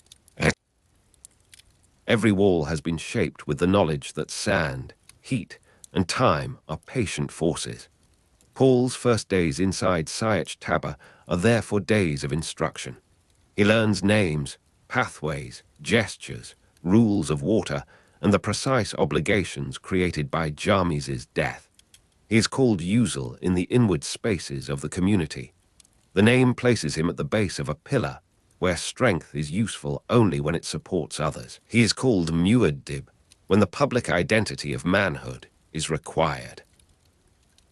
The name recalls the adapted kangaroo mouse, native to Arrakis and respected for surviving the desert's severity. Fremen admiration for that small creature extends beyond its endurance. They value its ability to draw water from the desert, an image of life drawing sustenance from conditions that appear barren. Paul hears Muad'Dib spoken beside his own deeds, and the comparison begins to shape the expectations around him. The name is generous, but it is also demanding. Chani's presence keeps the new identity from becoming an empty performance. She knows the people, the land, and the hidden meanings carried by every public gesture. She becomes Paul's Fremen partner within a society where partnership joins individuals to families, resources, obligations, and shared survival. Their closeness develops beneath the watchfulness of Sietch Tabr. Water remains between them as it remains between everyone. It determines what can be offered, what must be withheld, and how generosity may be expressed without carelessness. The lamps burn lower as the day outside brightens. The glow becomes more noticeable against the surrounding darkness, and the blue eyes of the Fremen appear almost luminous. A bowl is placed upon a stone ledge, leaving a faint trace of scent rather than moisture. Nearby, a strip of leather has been polished by years of handling. The stillsuits hang from hooks while their owners work, each one marked by repairs and stains from the open desert. Their treated surfaces retain the memory of heat and wind. A child taps two rings together, then stops when Hera turns her head. The small sound fades, leaving the room enclosed by breathing and the distant murmur of conversation. Even the atmosphere is part of the economy. The Fremen collect what can be drawn from breath, skin, and air, treating the surroundings as a source of recoverable moisture. The desert offers no certainty, yet the Sietch makes uncertainty manageable through custom. Every person learns to conserve, because every person depends upon conservation. Paul begins to understand that the community's severity is a form of protection. Rules that seem narrow to an outsider preserve the conditions under which affection and life can continue. His acceptance remains conditional after he receives the names Usul and Muad'Dib. The titles open doors, but they do not prevent those within from watching what he does beyond them. Paul must continue to prove that the pillar can bear weight. He must show that the mouse's quickness is more than a name, and that his loyalty extends beyond his own survival. You return towards the central chambers while the Sietch grows busier. The stone is cool beneath your feet, even as the desert heat begins to press upon the hidden roof. Spice hangs in the air like a fine dust, sweetened by food and sharpened by the dry breath of the passages. Its presence has become impossible to separate from the place. Stillsuit leather folds against the body with every step. Tubes rest beneath the treated fabric, carrying the quiet promise that perspiration and breath will not be lost. Water rings sound along the corridor in irregular patterns. Some strike once, others brush together twice, and then the entire passage returns to near silence. The blue eyes of the Fremen gather the lamplight as people move between rooms. Their color is the visible result of prolonged exposure to melange, but it also seems to belong to the darkness itself. Sietch Tabr no longer appears to Paul as a single doorway beneath the night. It has become a settlement of chambers, a political community, and a system of living obligations. Hera's household is part of that system now, and Paul's place within it is defined by Jarmis's death. The custom has carried him from combat into responsibility. Chani is part of the same widening circle. Her companionship links Paul to the family of Liat kinds, to a Fremen mother, and to the future he has not yet imagined. The name Usul anchors him inwardly. The name Muad'Dib carries him outwardly. Between them stands Paul, still learning how much of his former self can survive beneath the desert. The Fremen continue their work around him, conserving water, repairing stillsuits, preparing food, and preserving the customs that hold Sietch Tabr together. Nothing is hurried, though everything matters. A belt is fastened, a ring is counted, a bowl is shared, and a child is guided through the passage. The settlement breathes through such small acts. Its strength is not displayed in a single gesture, but accumulated through thousands of careful decisions made by ordinary people. Paul remains a stranger within that strength, even as he receives its names. Yet he has entered the first quiet stage of belonging, where duty precedes comfort. The cool stone surrounds you as the lamps dim towards another period of rest. Spice remains in the communal air, and leather rests softly against the bodies of those sleeping nearby. Beyond the walls, the desert continues beneath its immense sky. Within Sietch Tabr, water is sealed, counted, conserved, and remembered as the foundation of wealth and social order. Hera and her children sleep under the protection Paul has accepted. Chani rests somewhere among her people, carrying the histories of Liat kinds and her Fremen mother. Stilgar's authority holds the Sietch in balance, while the customs of water and obligation bind its households more firmly than stone. The community waits for Paul's next proof. Usul lies within the pillar of Sietch Tabr. Muad'Dib moves through its public imagination, named for a small creature that survives and draws water upon Arrakis. The names are spoken again in the quiet, each one brief enough to fade into the surrounding darkness. Paul Uzel remains watch, and Muad'Dib remains unproven, yet the threshold has been crossed. The cold passages, the spice-scented rooms, the clicking water rings, and the blue eyes in lamplight have become part of his new world.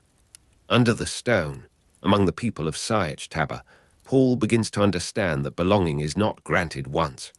It is preserved through restraint, responsibility, and the patient care of every living drop. You begin with the lessons your mother once taught you in secrecy, when the walls of Caladan were quiet, and every servant had withdrawn beyond hearing. Jessica places your hands carefully, correcting the angle of your wrists, the balance of your shoulders, and the stillness beneath each breath. The Bene Gesserit combat discipline, called the Weirding Way, has been guarded through generations, preserved in movements that seem almost too small to matter. Among the Fremen, however, small movements are already understood, because survival beneath the open sky has always depended upon economy. You do not address raw recruits gathered from untrained villages, but disciplined desert people who have crossed salt flats, climbed dunes, and endured thirst without complaint. Paul and Jessica teach the Weirding Way to Fremen fighters, and the lessons begin quietly beside the stone walls of Sietch Tabr. A strip of pale morning enters through the opening above you, touching the floor where dust has settled in the seams of woven mats. The air carries the dry scent of stone warmed by distant sunlight, together with the faint bitterness of spice caught in wool and leather. Beyond the chamber, the rhythmic slap of feet against hard sand passes from one corridor to another, steady as a measured drum. A crysknife rests upon a folded cloth, its pale surface holding the first light with a muted, almost pearly gleam. No one speaks loudly, for sound travels strangely through the narrow passages, becoming softened, enlarged, and difficult to place. Wind scours the tops of the dunes beyond the entrance, lifting thin veils of sand that drift across the brightness and disappear. Your mother's voice remains low while she describes the body as a field of attention, where balance may be gathered before movement begins. You listen beside Stilgar and the older fighters, aware that every pause is being weighed by people who have learned patience from scarcity. The first exercises involve knife work, close fighting, movement, and the knowledge of shields, each discipline joined to the others without haste. A Fremen warrior does not treat a weapon as an ornament, because the crysknife belongs to memory, adulthood, and identity. Its blade is made from the tooth of a sandworm, and its pale edge carries the presence of Shai Hulud. The sacred weapon is given meaning through the life of its bearer, not merely through the danger held within its sharpened surface. You see the fighters draw their crysknives with a precision that is neither theatrical nor uncertain, then return them beneath their stillsuits. Their movements reveal that Fremen combat has been refined through generations of raids, feuds, journeys, and encounters with imperial violence. Jessica recognizes the discipline immediately, although the gestures have been shaped by a different landscape and a different inheritance. She teaches them how to redirect force, while the Fremen show you how little force the desert permits anyone to waste. The room grows warmer as bodies move across the stone, and a thin trace of sweat gathers beneath the collars of the stillsuits. Leather grips become dark where palms have touched them, while dust settles along the cuffs and gathers in the creases of gloves. A crysknife flashes once before disappearing beneath an arm, leaving the impression of a pale bird crossing sunlight. Footsteps answer one another across the floor, heel and toe, then break into a sequence that refuses regularity. Outside, the dunes shift under the wind, their ridges moving like long lines of ink rubbed gently across parchment. The faint vibration beneath the stone is difficult to identify at first, though every Fremen head turns towards it. Far below, something vast passes through the sand, and the chamber seems to hold its breath around the sound. You understand that the lessons are not a simple exchange, because neither side possesses the whole language of survival.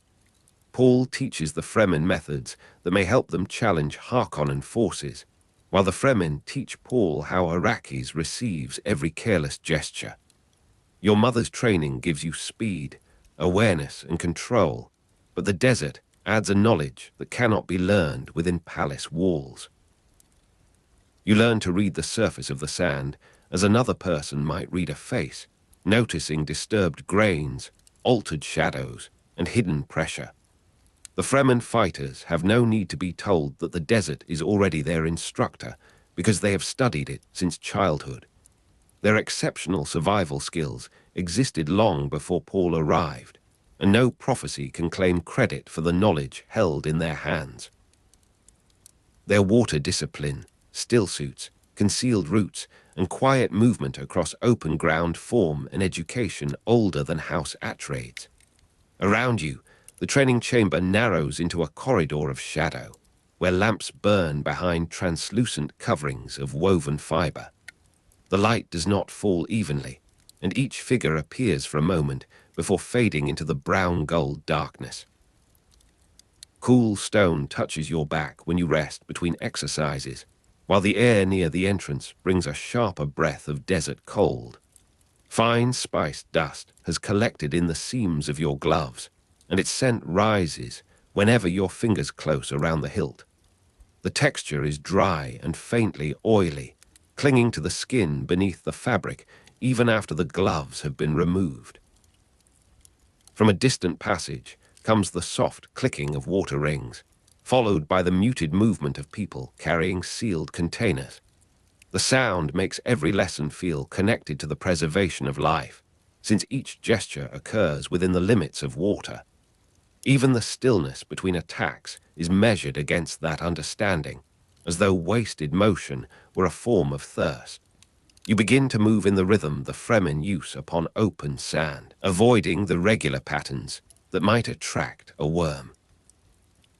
Paul learns that each step must disturb the surface without creating a predictable summons, and he practices until the movement enters his muscles. The rhythm is irregular but not random, shifting from 2 soft contacts to 3, then pausing before the next sequence.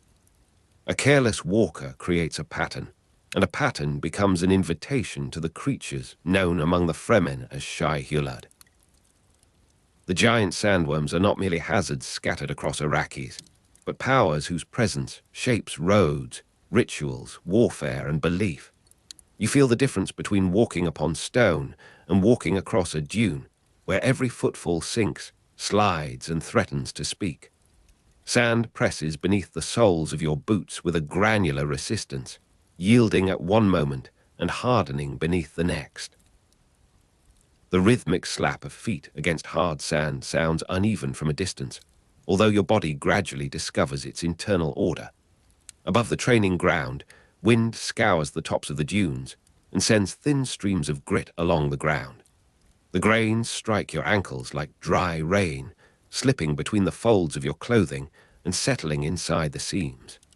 Heat has not yet reached its full strength, so the morning remains bearable, with coolness held in the shadows of the rocks. A distant maker call rolls across the open land, low and extended, then breaks apart against the uneven face of a ridge. You repeat the steps until your breathing becomes quiet and the desert ceases to feel like an audience waiting for error. The Fremen observe without praise, because approval is offered through trust, and trust must be earned where mistakes carry weight. Some fighters begin to incorporate the weirding way into their own forms, preserving familiar gestures while adding unfamiliar speed. Others study Jessica's footwork and discover that a movement designed for palace corridors may also serve among dunes. The practice becomes a conversation conducted through distance, pressure, and the angle of a blade. Paul finds that the Fremen do not need to be made brave, since courage has already been tested by hunger, pursuit, and exposure. They need methods that can carry their existing strength towards a larger purpose, beyond a single Sietch or blood feud. Training becomes preparation for a war in which desert knowledge matters more than noble pedigree, and endurance counts for more than a title. You see the change first in the organization of the exercises, which begin to follow a common pattern across several groups. A fighter from one Sietch now recognizes the signal used by another, and a movement learned in one chamber appears beside a distant well. The communities remain distinct, with their own customs, leaders, and memories, yet their actions begin to fit together. What had once been a collection of isolated Sietch communities gradually becomes an organized resistance, joined by purpose as well as necessity. Stilgar listens while Paul describes formations, diversions, and attacks against supply lines, and the older man answers with knowledge of the terrain. The Fremen understand how to vanish between ridges, move water without leaving evidence, and judge a storm's arrival. Paul adds methods for turning that knowledge against Harkonnen forces, whose armor and machinery make them confident upon ground they do not understand. The lessons continue through the cooler hours, when the color of the desert changes from pale gold to a muted copper. A blade is tested against leather, then against a woven shield surface, while watchers mark the sound and timing of each contact. The knowledge of shields becomes especially important because a defensive field may protect the body while also changing the manner of attack. Fremen fighters study the relation between speed and shield resistance, learning when caution creates safety and when hesitation creates an opening. Their crysknives remain close to the body, sacred weapons carried with the solemnity of inherited names. Each knife has its own history, and each bearer understands that the blade represents entry into Fremen adulthood. You handle one only with permission, feeling its weight settle into your palm, as naturally as a stone shaped by years of water. The pale surface catches the lamplight, and a faint line of reflected brightness moves along the edge when your hand shifts. Its material comes from the tooth of a sandworm, yet its significance reaches beyond the creature's physical strength. The crysknife identifies a Fremen warrior within the community, binding personal courage to shared memory and obligation.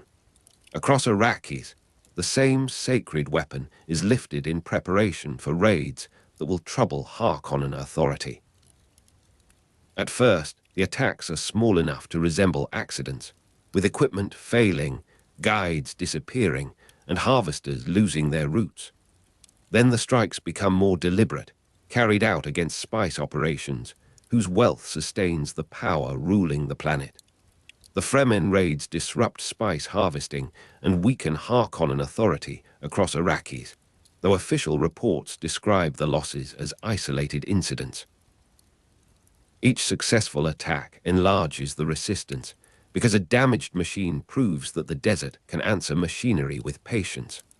Night comes sharply, covering the practice grounds in blue shadow while the last heat drains from the rocks. The lamps inside Sietch Tabr burn through thin coverings, casting low pools of amber along the walls. You smell warmed leather, mineral dust, and the faint cinnamon-like fragrance of spice carried inward on clothing.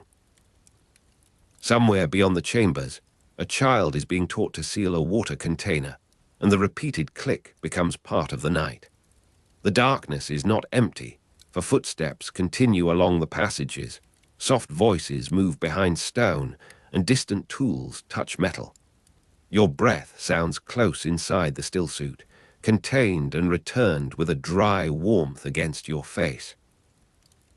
Sand grains scrape against the outer walls whenever the wind rises, forming a gentle, irregular whisper around the hidden settlement. A crysknife lies beside a sleeping mat, its pale shape almost invisible until the lamp flame shifts. The desert cools by degrees, pressing its cold against the entrances and leaving the interior warmth held closely by the people within. Paul's lessons continue after sunset, when the mind is less occupied by glare and the body remembers every movement more accurately. Jessica watches from the edge of the chamber, understanding that the work has begun to carry beyond the form she taught you. You repeat the sequence of a turn, a lowered shoulder, and a controlled step, then allow the pattern to dissolve. The Fremen practice until their movements appear to have no beginning, as though they rise from stillness already prepared. Their discipline is severe, yet it is not empty severity, because every exercise serves water, family, defense, or the freedom of the Sietch. Paul begins to understand that leadership among these people cannot be separated from practical knowledge. A distant title may command obedience for a time, but only useful action can remain convincing beneath the desert sun. The next stage of training concerns the worms, and the first lesson takes place far from the shelter of Sietch Tabr. You stand upon a broad shelf of stone before dawn, while the horizon slowly separates itself from the darkness. The air is cold enough to sharpen each breath, and the stars remain visible above the dunes as the first grey light appears. Wind moves over the ridge with a dry, continuous pressure, lifting sand from one crest and laying it across another. The surface below your boots seems motionless, although small ridges collapse whenever the gusts pass over them. Fremen riders wait with hooks made for the work, their equipment arranged with the care given to tools that cannot fail. They summon and mount sandworms through specialized techniques known only to those who have spent years observing Shai-Hulud. Paul watches the preparations without speaking, while the riders examine the ground and listen for the deep disturbance beneath it. A low tremor reaches your legs before any worm appears, traveling through the sand as a heavy vibration beneath the surface. The sensation grows slowly, becoming a broad pressure that seems to move through the entire dune rather than beneath one place.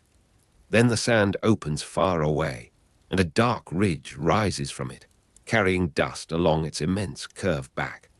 The giant worm emerges without haste, a living wall whose movement alters the shape of the landscape. Fremen call the worms Shai-Hulud, and the name is spoken with reverence, caution, and the familiarity of people who know their habits. The rider moves towards the creature with a hook held low, judging the angle of approach by the shifting sand. One specialized technique exposes a section of the worm's rough surface, while another allows the rider to draw the great body towards firmer ground. There is no rush in the process, because haste creates mistakes, and mistakes near Shai-Hulud are seldom forgiven. You observe the hook catch against a fold, then see the rider climb as the worm turns away from the disturbance. The first ascent appears impossible until the body's motion is understood, and then the technique becomes a sequence of timing and balance. When the rider reaches a stable position, others follow, securing themselves among the ridges and settling close to the moving surface. Paul's own attempt begins with uncertainty, since no palace lesson could prepare him for the scale of the creature beneath him. The worm shifts, and the ground seems to fall away, leaving only the rolling movement of the immense body and the wide desert beyond. You keep your body loose, allowing each rise and descent to pass through your knees instead of resisting it. The wind strikes your face with increasing force, bringing the smell of hot mineral dust and spice from the open plain. Below, the sand flows backwards in long streams, while the worm's passage leaves a deep, temporary scar across the dune. The rhythmic slap of feet is absent here, replaced by the rolling thunder of Shai-Hulud moving beneath the riders. This worm ride changes the scale and confidence of the resistance, because distances once considered nearly impassable become routes. The worms allow Fremen forces to cross vast stretches of Arrakis that would otherwise consume days of water and exposed travel. A group that could previously appear only near its own Sietch may now rise beyond a distant ridge before Harkonnen scouts understand what has happened. Paul feels the possibility widening beneath him, not as a sudden triumph, but as a new geography opening under the sky. The riders lean with the worm, their bodies quiet, their hands firm, and their attention directed towards the changing movement below. Morning light spreads across the creature's back, revealing dust gathered in the rough folds and shining briefly along the metal hooks. The pale sun makes the desert look almost gentle, though the wind continues to scour the dune tops with patient force. Sand presses against your boots and gathers around the straps, while the worm's motion sends a warm vibration through your bones. Each breath carries a dry sweetness, faintly bitter, that remains upon the tongue after the wind has passed. Far below, small rocks appear and vanish beside the worm's moving body, reduced by distance to pieces of colored sand. The horizon trembles in the heat, stretching the dark line of a distant ridge into a wavering band. You can no longer think of the desert as an obstacle placed between settlements, because Shai-Hulud has become a road. The resistance travels along that road, carrying hooks, crysknives, water discipline, and the methods taught by Paul and Jessica. When the riders return to the ground, they do so with an altered composure, as though the horizon has moved nearer. The Fremen speak more readily about coordinated strikes, because their forces can now gather where Harkonnen commanders believe no army could arrive. Paul teaches formations for attacking harvesters, while the riders explain which dunes conceal vibration and which surfaces reveal approaching movement. Together, these forms create a warfare suited to Arrakis, where the enemy's machines are powerful only when the ground permits them to operate. The first major encounter follows a raid against a spice harvester moving slowly across a basin of open sand. Harkonnen guards surround the machine, trusting its engines, weapons, and the distance separating them from any organized opposition. You approach beneath the cover of a ridge, carrying a crysknife whose pale surface remains hidden beneath your cloak. The Fremen move in scattered groups, never presenting the regular rhythm that would summon Shai-Hulud before the proper moment. A signal passes through the line, and the attack begins with a sudden convergence from several directions. Paul's training gives the fighters speed and coordination, while their desert knowledge guides every step between the harvesters' tracks. The guards respond with confusion, finding no single force to face and no reliable direction from which danger will continue. Knife work and close fighting unfold beside the machinery, where narrow spaces turn shield knowledge and precise movement into practical advantages. You hear metal struck by a blade, the hiss of a shield, and the dry impact of bodies against the harvester's frame. Spice dust rises around the combatants, entering gloves, collars, and the small seams where protective materials meet. The machine groans as its supports are damaged, and a deep vibration begins to travel through the basin. Paul understands what the tremor means, though several Harkonnen soldiers remain unaware of the approaching power beneath their feet.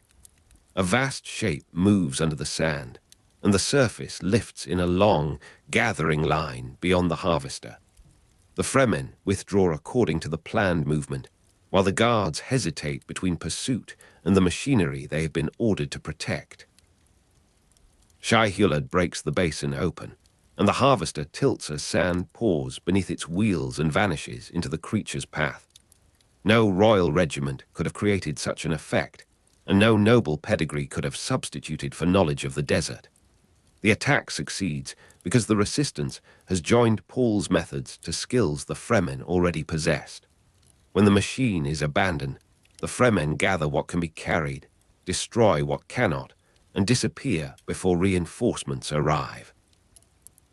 Among those reinforcements is Gurney Halleck, who survived the fall of House Atreides and later worked with smugglers. For years, Gurney has moved between hidden depots, isolated settlements, and dangerous routes where a surviving Atreides name might still purchase loyalty. He has kept the memory of Duke Leto alive through work, suspicion, and the hard discipline of men who cannot afford grief. The Spice Harvester raid brings him into contact with the Fremen resistance, although he does not yet understand who commands it. You see him at the edge of the damaged machine, older than memory, but recognizable in the set of his shoulders. His weapon remains ready, and his eyes search the gathered fighters with the caution of someone who has lived among smugglers. The desert wind lifts dust around his boots, while the harvester's cooling metal ticks beneath the fading heat. Spice hangs in the air as a fine powder, settling across his coat and catching in the seams of his gloves. The light has become harsh, flattening the basin into bands of gold and brown beneath a white sky. A crysknife gleams near your hand, its pale surface bright enough to resemble a sliver of morning moon. Behind you, the sand retains the heavy vibration of Shai-Hulud, which has already passed beyond the basin. The Fremen stand quietly among the wreckage, their stillsuits darkened with dust and their faces covered against the wind. Gurney hears the name Muad'Dib before he sees Paul, and disbelief crosses his expression like a shadow over stone.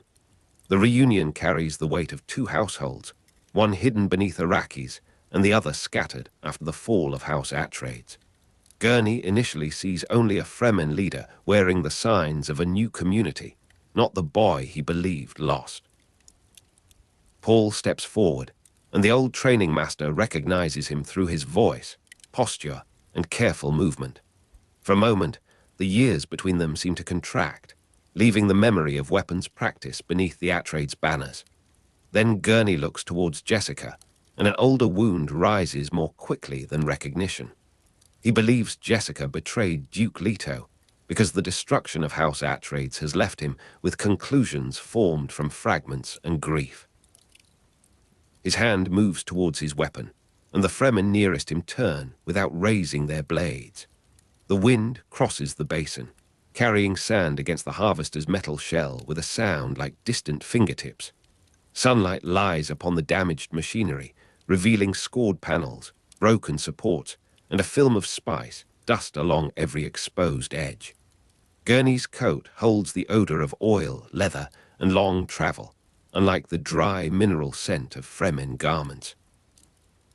Jessica remains still, her face composed, though the old accusation has entered the space between them. Paul sees the danger before anyone else moves, because his visions have shown him possibilities without showing every danger. The paths he has glimpsed have not contained every human choice, misunderstanding, or blade lifted by remembered loyalty. Gurney threatens Jessica, and Paul steps between them before the accusation can become an irreversible act. The movement is quick but controlled, using the same principles Jessica taught in secrecy and the Fremen refined in the open desert. Paul tells Gurney that Jessica did not betray Duke Leto, while the Fremen watch the exchange with silent attention. Gurney's anger does not vanish, yet the certainty beneath it weakens when Paul speaks of details no stranger could possess. The old Atreides household comes into contact with Paul's new community, and neither side can remain unchanged by the meeting. Gurney sees that the Fremen are not a nameless gathering of desert fighters, but a society with laws, obligations, and carefully guarded trust. He also sees that Paul has learned to command without the gestures of a duke, relying upon knowledge that must be proven each day. Dusk settles over the basin as the conversation continues, turning the wrecked harvester into a dark shape against the horizon. The wind grows cooler, and the upper dunes catch the last light in thin copper lines. Sand moves over the ground in narrow streams, touching boots, wheel housings, and abandoned tools scattered near the machine. The smell of spice remains strong, though it is softened by the evening cold and the faint scent of metal.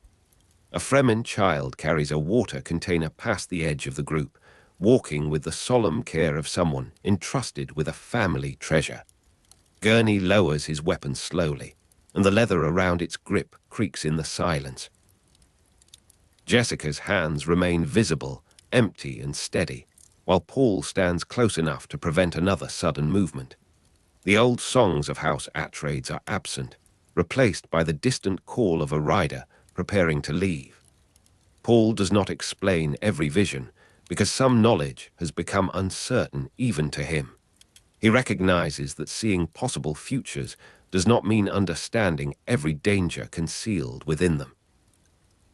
The meeting teaches him that prophecy cannot replace attention, and that the smallest present choice may alter the shape of a greater design. Gurney joins the resistance gradually, bringing knowledge of Atreides' weapons, smugglers' routes, and the habits of men who serve Harkonnen interests. His return gives Paul access to a past that had seemed buried, although the old household cannot be restored exactly as it was. Gurney works beside Fremen fighters who distrust him at first, while he studies their methods with the respect of a soldier. The training grounds become wider, more crowded, and more deliberate as the resistance gathers around a shared purpose. Fremen from distant Sietches arrive carrying water, hooks, crysknives, and information about patrols moving through the open desert. Paul's instruction spreads through these arrivals, changing from private lessons into a common system of preparation. Jessica continues to teach the Weirding Way, while local leaders adapt its principles to their own traditions of movement and combat. The fighters practice beneath the hard morning light, their steps striking the sand in patterns too irregular for careless ears. Some train with shields, testing the moment when a defensive field should be trusted and the moment when it should be abandoned. Others study close fighting in silence, learning to use the body's smallest changes against an opponent weighed down by armor. The crysknife remains central to every exercise, sacred not because it is untouched, but because it is carried responsibly. Its blade comes from Shai-Hulud, and the name of the worm continues to pass through the training like a quiet prayer. Around the practice ground, the dunes receive each footfall and erase it, leaving only faint marks beneath the next wind. The cold before sunrise lies close to the sand, while the first light begins to gather along the eastern horizon. A thin line of gold touches the hooked tools resting beside a ridge, making their curved metal edges glow briefly. Spice dust settles into the seams of gloves and remains there despite brushing, as persistent as a thought returning during sleep. The air tastes dry and faintly sweet, carrying the distant odor of mineral stone and the warmer scent of bodies at work.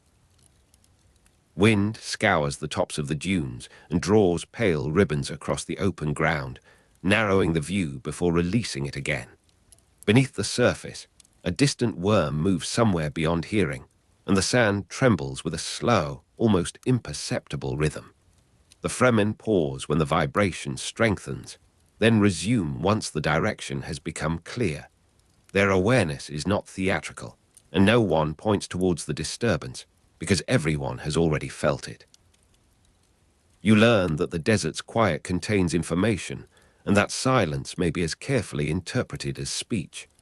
The resistance continues to expand, linking Sietches that once guarded their own boundaries and knew little of one another's plans.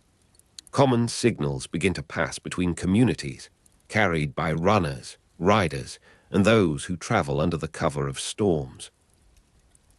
Harkonnen patrols discover that familiar routes no longer provide safety, since the Fremen now understand where machines must slow. Spice harvesting becomes uncertain, with crews waiting for escorts, delaying operations, and abandoning equipment when the dunes begin to shift. Every interruption weakens the appearance of Harkonnen authority, even when official reports describe only technical failures. Paul's name travels with these reports, though the people of the desert use Muad'Dib with increasing confidence. Paul Uzel remains present within him, the name of the man learning to belong among the Fremen. Muad'Dib becomes the name associated with movement, resistance, and the unseen coordination of forces crossing Arrakis. The names are repeated in different voices, sometimes spoken beside a well, sometimes carried across a ridge by a quiet messenger. Their repetition does not settle Paul's identity, but it allows the community to place him within several overlapping histories. The lessons continue through heat and shadow, and the weapons remain carefully cleaned after each practice. A crysknife's pale surface is wiped with a dry cloth, removing dust without diminishing the faint marks left by use. Gurney examines a Fremen blade with a soldier's attention, while the fighter holding it explains the obligations attached to its possession. Jessica watches the exchange, aware that the old Atreides discipline and the older Fremen tradition have begun to share a room. Paul listens to both men and understands that knowledge becomes stronger when it is treated as a relationship rather than a possession. Outside, a worm rider prepares to cross the dunes, fastening hooks and checking the seals around his stillsuit. The worm will carry supplies towards a distant Sietch, reducing a journey that would otherwise expose travelers to thirst and Harkonnen observation. The riders move with quiet efficiency, neither worshipping the creature as a tame animal nor pretending that its danger has disappeared. They know Shai-Hulud as a power to be approached through attention, specialized technique, and respect for its movement. The first hook catches, the worm turns, and a dark line rises across the sand. Its heavy vibration reaches the training ground before the creature becomes visible, passing through stone and bone with equal steadiness.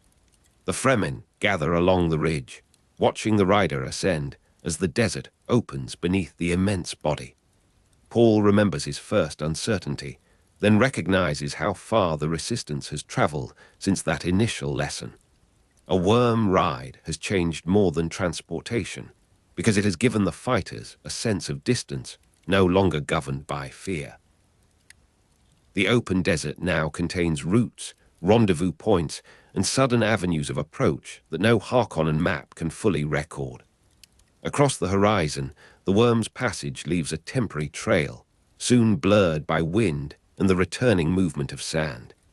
The resistance is not yet an army in the manner of the Imperium, but it has acquired the habits of one. It possesses signals, instructors, scouts, riders, supplies, and shared methods shaped by both Bene Gesserit discipline and Fremen experience.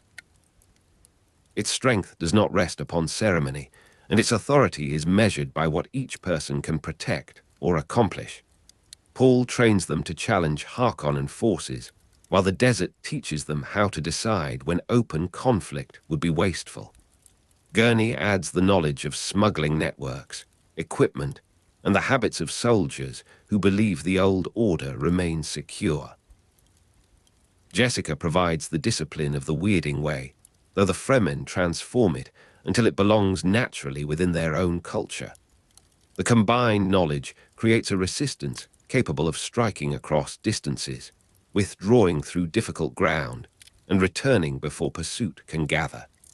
Night settles once more around Sietch Tabr, and the practice chambers become warm islands within the dark stone.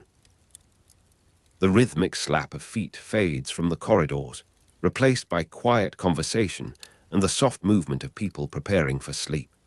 A lamp burns beside a crysknife, its pale blade resting in a shallow pool of amber light.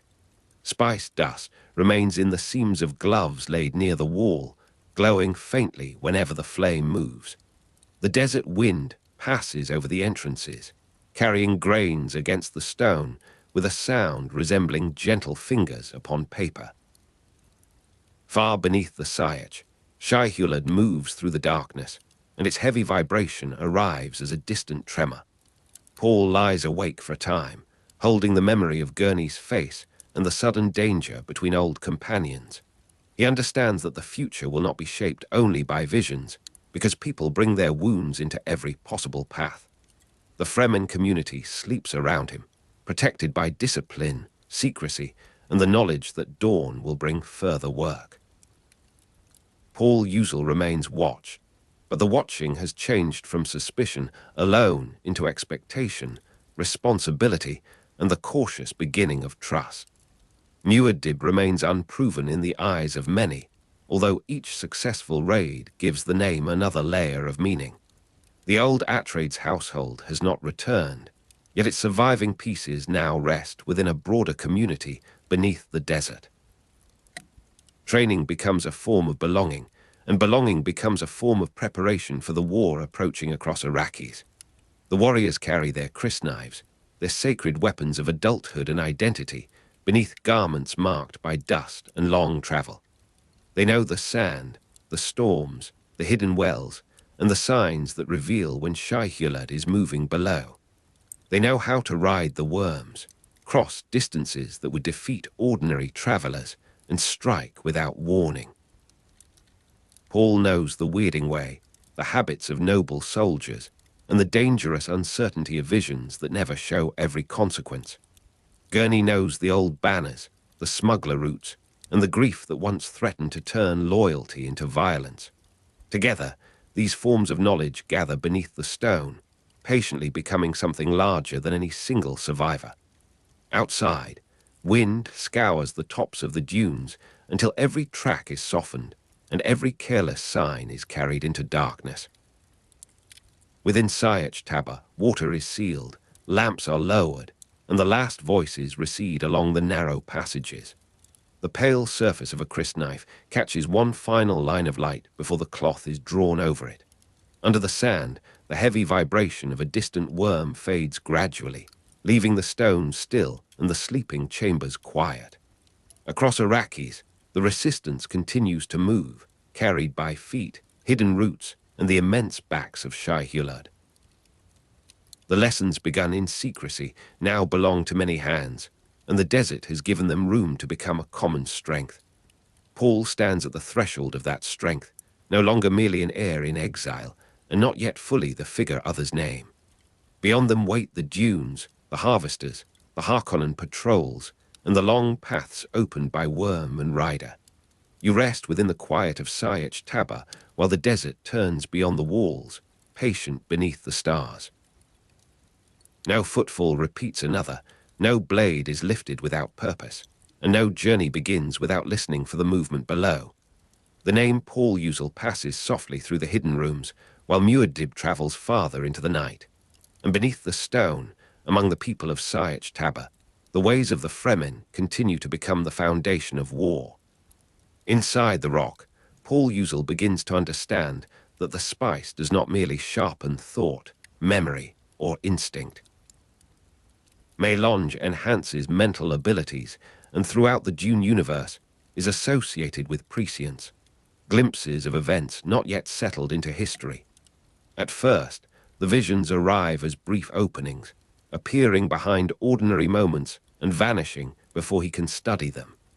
A face is followed by a battlefield, a spoken name surrounded by distant cries, and a single choice unfolding into several possible consequences.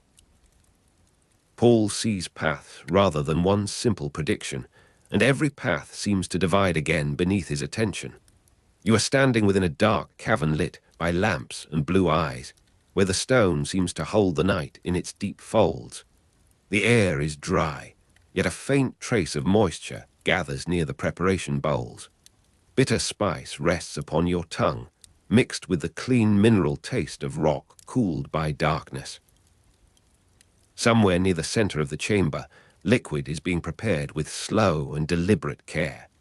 Each movement produces a small sound, a soft contact of vessel against stone, followed by silence. Heat remains held inside the walls, although the desert beyond Sietch Tabr is beginning to cool beneath the open sky. Around you, the Fremen sit without restless movement, their stillness shaped by discipline, reverence, and the knowledge that certain moments must not be hurried. Paul's spice visions begin as glimpses, then widen into a landscape from which he cannot easily withdraw. He sees himself connected to a Fremen holy war spreading beyond Arrakis, carried by devotion, memory, and the fierce momentum of people who believe his life has meaning greater than itself.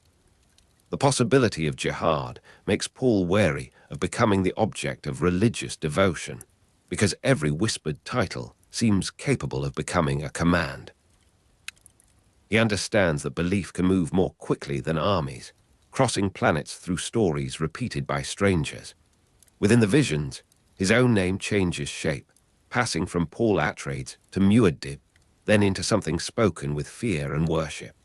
The lamps cast small amber pools upon the uneven floor, leaving the upper cavern in a darkness that feels almost blue. You hear garments brushing stone as people adjust their positions, though no one speaks above a murmur. A vessel is lifted, tilted, and returned to the ground, while the liquid within it moves with a slow, heavy sound. The smell of spice is stronger here, bitter and warm, clinging to the back of your throat. Beyond the walls, the desert cools beneath the stars, and the rock gradually releases the heat gathered during the day.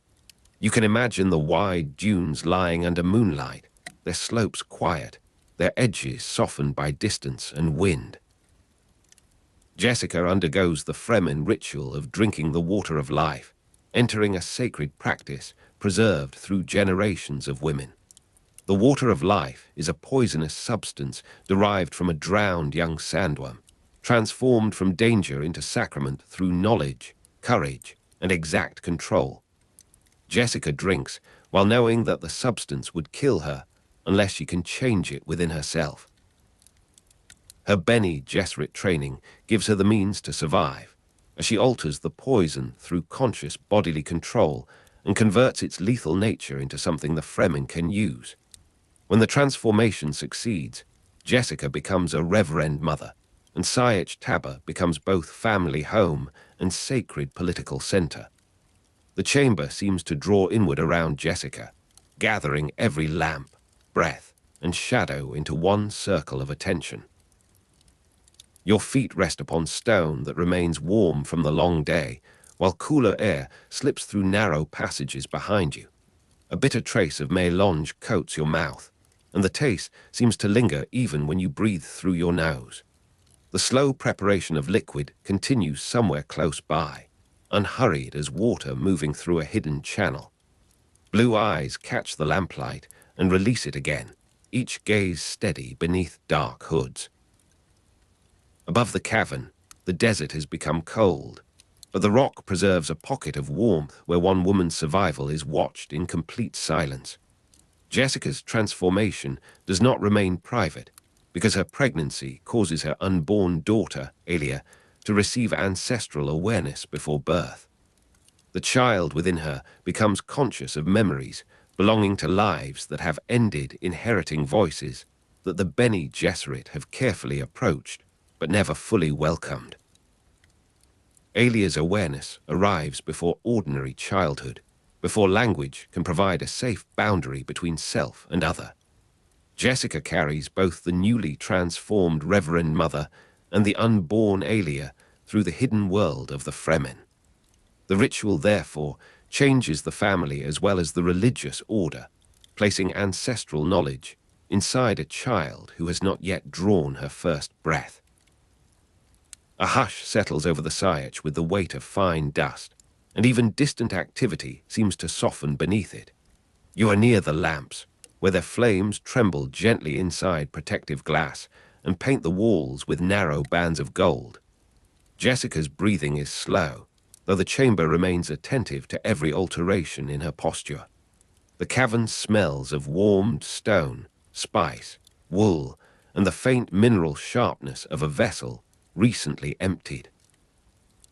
Outside, the desert cools rapidly, but no wind enters strongly enough to disturb the still air. The blue eyes around you remain bright and motionless, like small windows opening upon a darkness deeper than the cavern itself. Paul watches Jessica's transformation and recognizes that the water of life now stands before him as both religious inheritance and terrible necessity. His prescient awareness has shown him possible paths, but they remain clouded whenever he seeks the knowledge required to choose between them. He later drinks the water of life himself because he needs greater access to prescient knowledge, hoping to see more clearly into the branching futures surrounding Arrakis. According to the novel's internal rules, the ordeal is fatal to an ordinary male. Paul, therefore, confronts the substance knowing that survival itself is uncertain, while everyone around him understands what failure would mean. The liquid moves slowly inside the vessel, making a quiet sound that resembles a distant stream beneath rock. You taste bitter spice upon your tongue, and the bitterness remains after the cup has passed from one hand to another. The chamber is dark, except for lamps placed at deliberate distances, each flame sheltered from sudden drafts. Warmth gathers around your shoulders, held inside stone that has absorbed the desert sun, while the outer sands lose their heat beneath the night. No one moves quickly, since haste would belong to fear, and fear would disturb the discipline of the ritual. Beyond Sietch Tabr, the stars remain cold and remote above the long ridges of Arrakis. Paul drinks, and the moment becomes strangely quiet, as though the Sietch itself has withdrawn from ordinary time. The water of life enters his body as poison, carrying the danger that has ended the lives of men before him. He falls unconscious for approximately 3 weeks after drinking it, leaving the Fremen to wait beside a body that appears separated from every visible world. During those days, the visions continue within him, perhaps as memory, perhaps as possibility, perhaps as a vast interior movement beyond any distinction between the two. The Fremen cannot know what he sees, and Paul cannot tell whether he will return with knowledge or remain beneath the darkness. You stand beside the unconscious leader while 3 long weeks pass through the hidden rooms of Sietch Tabr. Lamps are trimmed, vessels are washed, and footsteps cross the same stone without ever sounding identical. The stillness of Paul's body becomes familiar, yet never ordinary, because every breath is treated as evidence of a future not yet decided.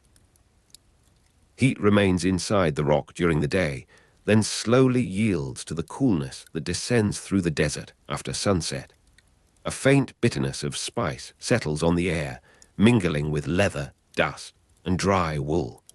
Through narrow openings, blue-black night appears beyond the lamps, vast enough to hold the silence of the entire desert. The first week passes without awakening, while Paul's body lies beyond speech and outward response. During the second, the Fremen continue their duties around him, carrying water, preparing food, maintaining weapons, and speaking his names with guarded certainty. Paul Uzel remains the man they know from the Sietch, while Muad'Dib grows within their expectation into a figure of wider and more dangerous significance. By the 3rd week, waiting has become a form of worship, although Paul's visions have already warned him that devotion can become the engine of jihad. He sees himself connected to a holy war moving beyond Arrakis, and the knowledge gives no comfort, even when it appears within possible futures that seem almost unavoidable. A thin current of air enters through the passage and touches your face with the coolness of open desert. The cavern gives back small sounds. A sandal against stone, a cup set down carefully, the muted creak of leather. Near the lamps, Paul's still form is surrounded by folded cloth and watchful figures whose blue eyes remain visible beneath their hoods. Dust has gathered in the narrow grooves of the floor, though the central space is swept clean. The stone beneath you feels warmer than the air near the passage, retaining the old memory of daylight. Somewhere outside, sand moves over sand, making a sound so soft that it seems less like wind than distant breathing. When Paul awakens, his awareness of time and space has expanded dramatically. The boundaries that once separated distant places begin to thin, and moments no longer appear as a simple line extending from past into future. His prescient knowledge becomes more exact, yet certainty does not bring relief, because the visions show him that avoiding one terrible future may lead towards another. A decision can close one road while opening several darker passages, each carrying consequences that cannot be measured from the present. Paul's survival confirms that he fulfills the Bene Gesserit concept of the Kwisatz Haderach, though the confirmation arrives as burden rather than triumph. The cavern receives his waking without noise, as though the lamps themselves have learned to wait. You feel the warmth of the rock beneath your hands, while the air around your face carries a faint coolness from the outer passages. Paul's eyes open upon the blue eyes of the Fremen, and the contrast between human darkness and blue awareness gives the scene an almost dreamlike stillness. The bitter taste of melange remains in the room, mixed with the dry odor of stone and the clean scent of stored water. Outside, Arrakis has continued its patient turning through 21 nights, and the desert seems unchanged despite the transformation that has occurred within the Sietch. Paul's awakening brings knowledge, but not relief from the futures he has seen. He now recognizes more clearly how religious devotion may carry his image across Arrakis and beyond, giving ordinary actions the force of prophecy. The jihad remains a possibility, yet its outlines become so persistent that possibility begins to resemble destiny. Paul is wary of becoming the object of religious devotion, although he understands that refusing a name can sometimes make the name more powerful. His awareness shows possible paths rather than a single simple prediction, and each path requires choices that seem to diminish the freedom left to him. Knowledge reveals the shape of the cage, even as it opens the door. Around you, the Fremen begin to move with greater purpose, though their voices remain low within the stone. Cloth gathers softly around shoulders, water vessels pass from hand to hand, and lamps burn with quiet steadiness. The air has lost some of its earlier tension, yet the chamber still carries the gravity of a sacred place. You can feel heat slowly leaving the rock as the night deepens beyond Sietch Tabr. The desert cools outside, but the Sietch keeps its warmth in layers, like an old memory held beneath the skin. On your tongue, spice leaves a bitter trace that refuses to disappear, while the surrounding blue eyes remain bright in the subdued light. Jessica stands changed by the water of life, carrying ancestral awareness, religious authority, and the unborn Alia within her transformed consciousness. Paul stands changed by the same poison, carrying a far wider field of vision and the knowledge that his life has entered the center of Fremen history.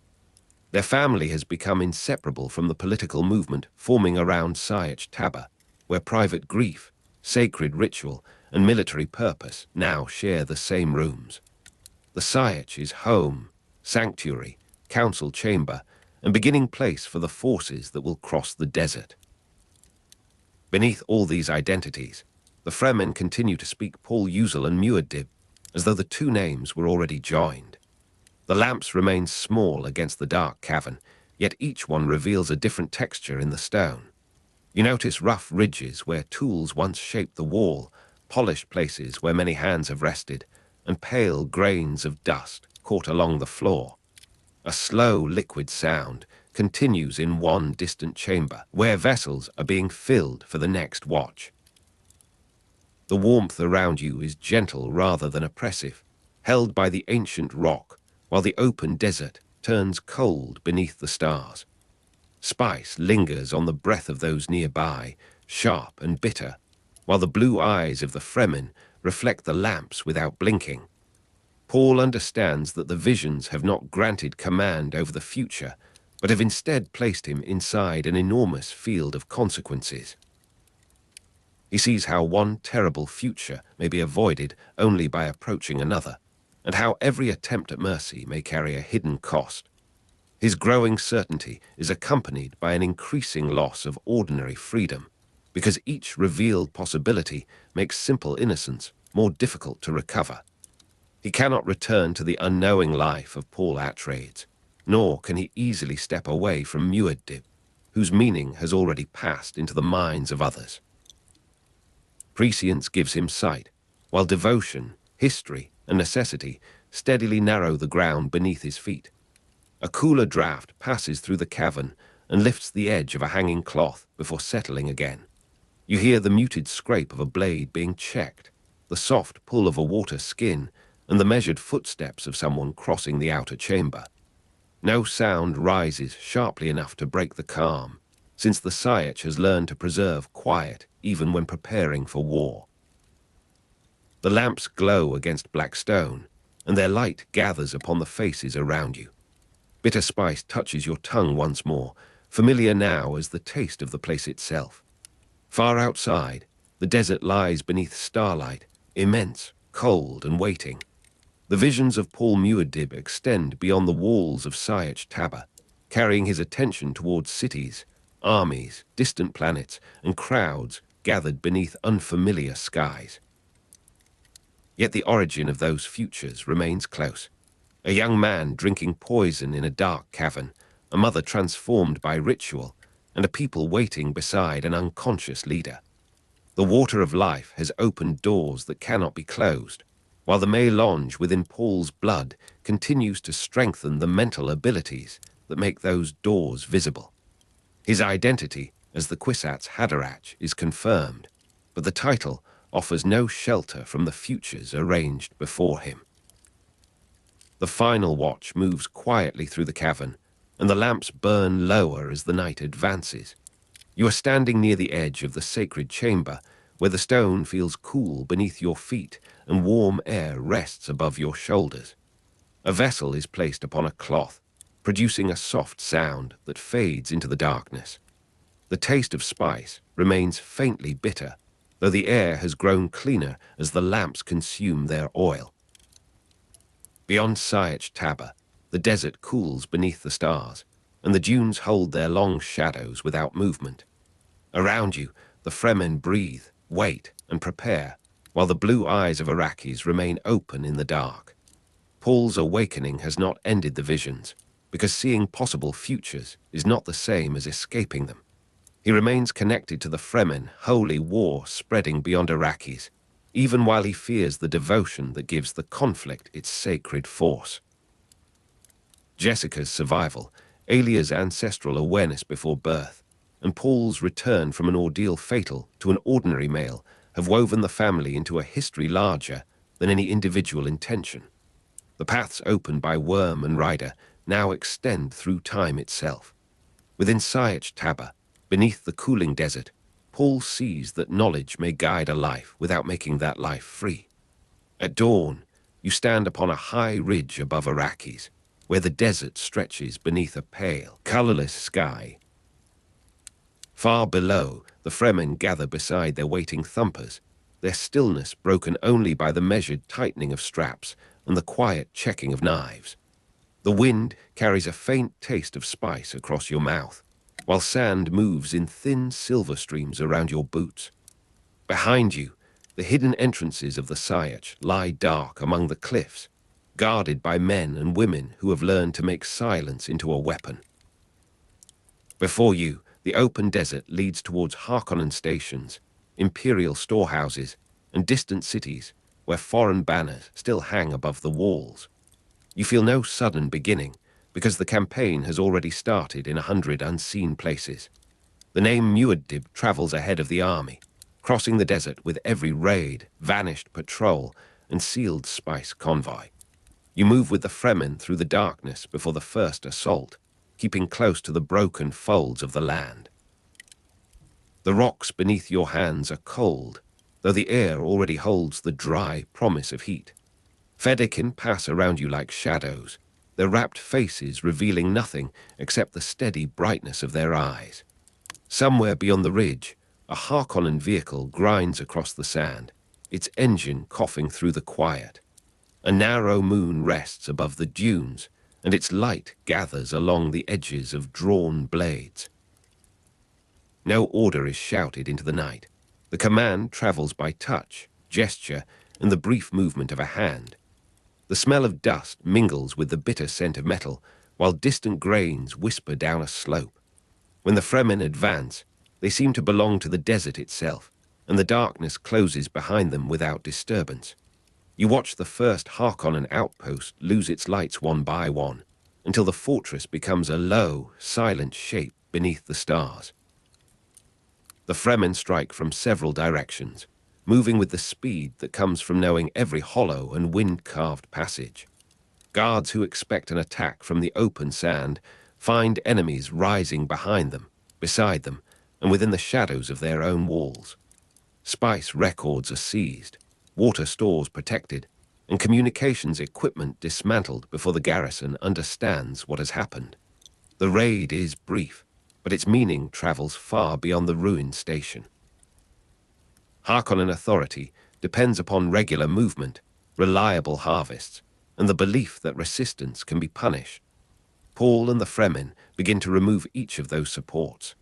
Their campaign uses raids, desert mobility, and control of spice production as weapons, until the great economy of Arrakis begins to tremble beneath its own ledgers. Across the open basin, morning arrives as a slow whitening of the horizon, touching the dunes without warmth. You stand beside a spice crawler abandoned in the night, its broad machinery half buried beneath wind-blown sand. The air smells of cinnamon, dust, and the faint animal musk of distant worms. Fine orange grains cling to your clothing, and each breath seems to carry the desert farther into your lungs. Around you, Fremen workers move with careful purpose, opening valves, securing containers, and marking the machinery that will be left untouched. No one wastes movement, since every gesture has been shaped by generations of scarcity. Far across the plain, a pale ridge rises and sinks beneath the surface, traveling with terrible patience. The sandworm disappears again, leaving only a trembling line through the spice haze, and silence resumes as though the earth has merely shifted in sleep. In one Sietch after another, you hear the name Muad'Dib spoken with reverence, or with the guarded caution of people who understand the cost of belief. The name has become a signal carried by runners, smugglers, merchants, and frightened soldiers. A patrol finds its route changed by a buried marker, while a spice convoy arrives to discover that the wells ahead have been sealed. In the deep desert, Paul's Fedaykin dismantle an entire depot before its officers can send a message. You follow their progress through fragments of report, each account describing the same impossible pattern. The Fremen appear, strike, and vanish into country no imperial map can properly describe. Every victory enlarges the legend, and every legend makes the next victory easier. Muad'Dib becomes more than Paul's name because it begins to describe the movement of the desert against those who claim to govern it.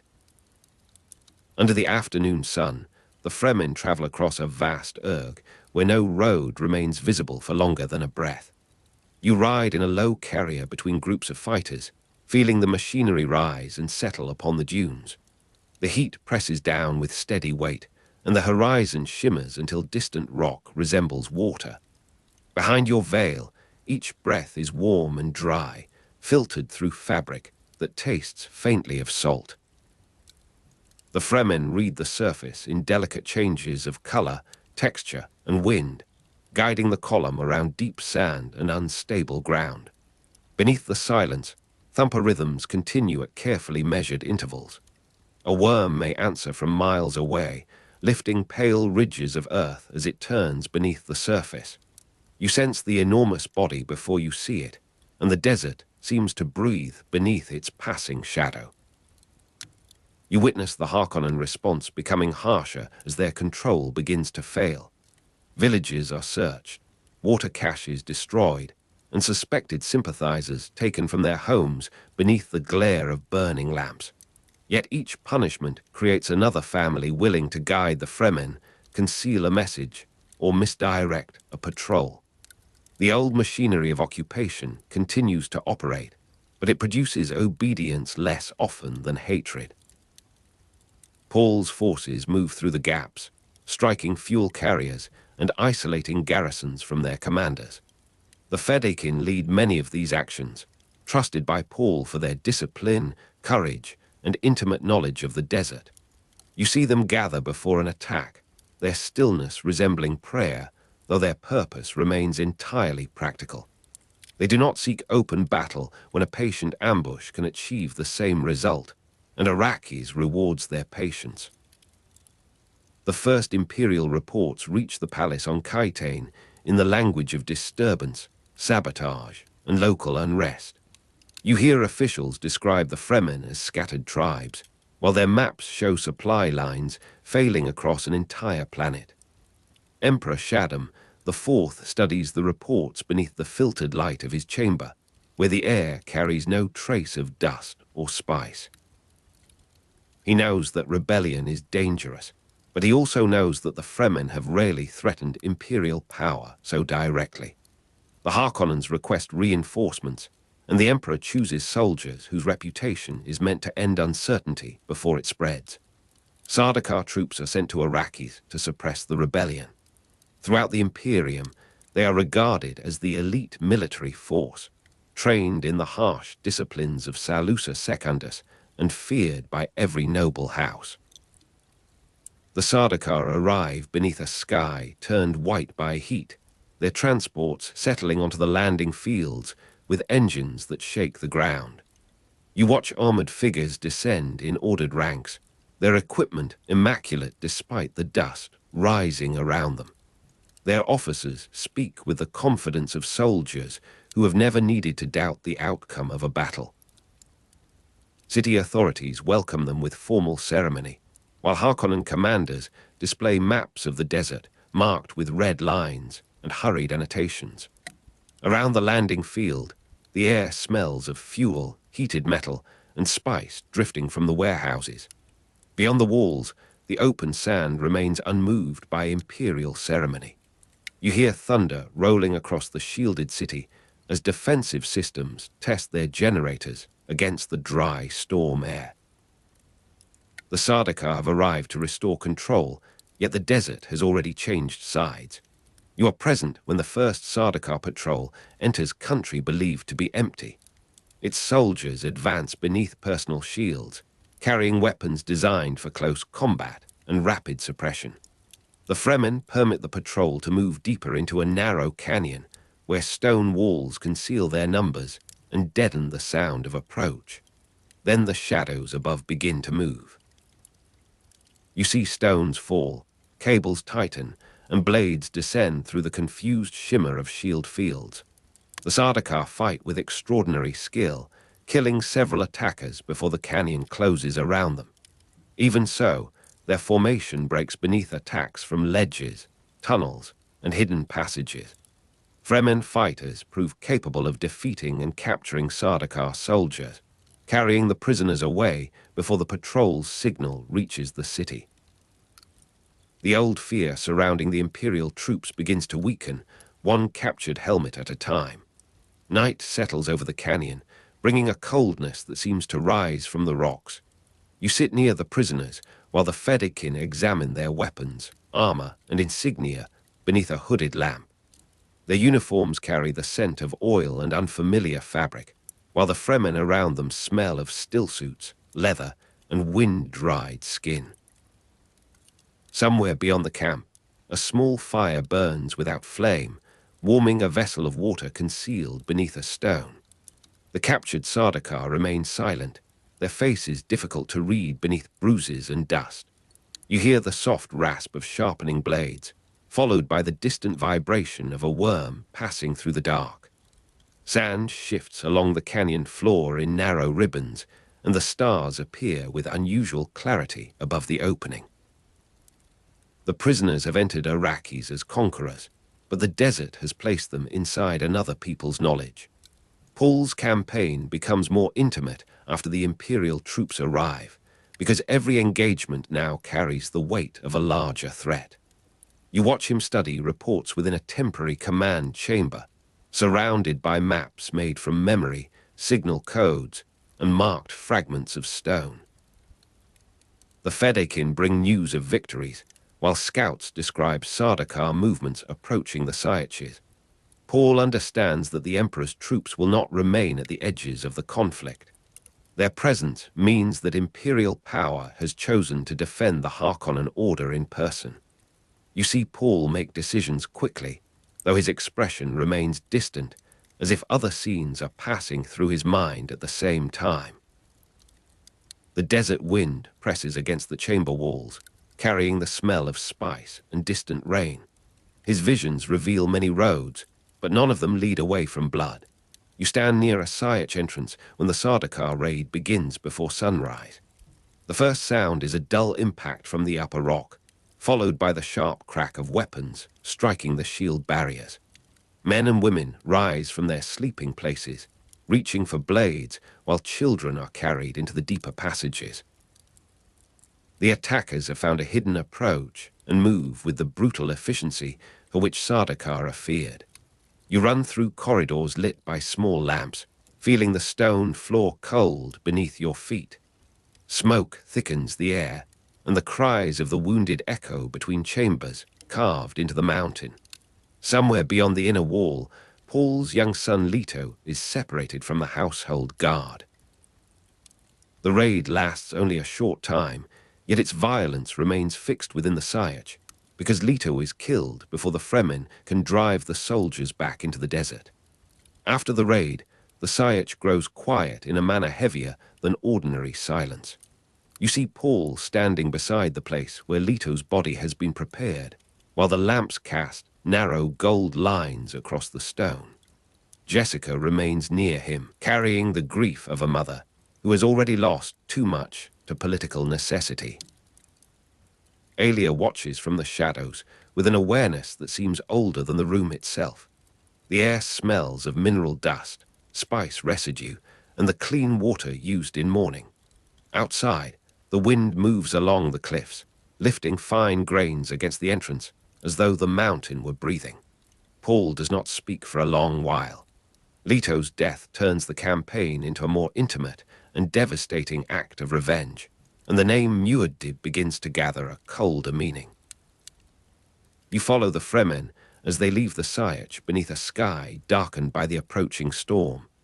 The Fedaykin move in long files across the rock, carrying weapons wrapped against moisture and instruments sealed inside leather cases. No one sings, and no one speaks of victory. The loss of Leto travels with them, carried in the altered pace of Paul's household and the hardening faces of the commandos. Across the desert, Harkonnen positions continue to fall, but the attacks are now directed towards the Imperial concentration around the capital. Spice production is interrupted with deliberate precision, leaving harvesters stranded and transport schedules uncertain. The Fremen deny the enemy the material that keeps the Imperium connected to itself. You feel the first cold drops strike your veil, and the smell of ozone rises sharply before the storm. Dark clouds gather above Arrakis, their lower edges illuminated by distant flashes. You stand upon a ridge and watch the storm widen across the plain, turning the horizon into a wall of violet and black. Thunder rolls across the shielded city, deep enough to tremble through the stone beneath you. The air tastes metallic, and every exposed surface carries a faint charge that raises the hairs along your arms. Lightning moves inside the clouds without touching the ground, revealing fleeting shapes of vehicles, towers, and dunes. Below, sandworms lift pale ridges of earth as they turn beneath the pressure of the changing atmosphere. Their backs rise like broken hills, then disappear into the dark. The storm does not belong to the Emperor, the Harkonnens, or any map-maker's calculation. It gathers around the capital as though the planet itself has chosen a side. You watch Paul's final assault take shape while the storm advances from the east. Engineers and Fremen leaders study the defensive shields surrounding the Imperial position, knowing that the electrical violence will weaken their stability. Shield generators flicker as thunder strikes the air, forcing their operators to compensate again and again. Paul waits until the storm reaches full strength, then orders the attack to begin. The Fremen ride sandworms into the assault, climbing onto the immense creatures as they rise from the darkened sand. You feel the worms' hide shudder beneath the hooks and harnesses, while wind tears at your clothing and fills the air with dust.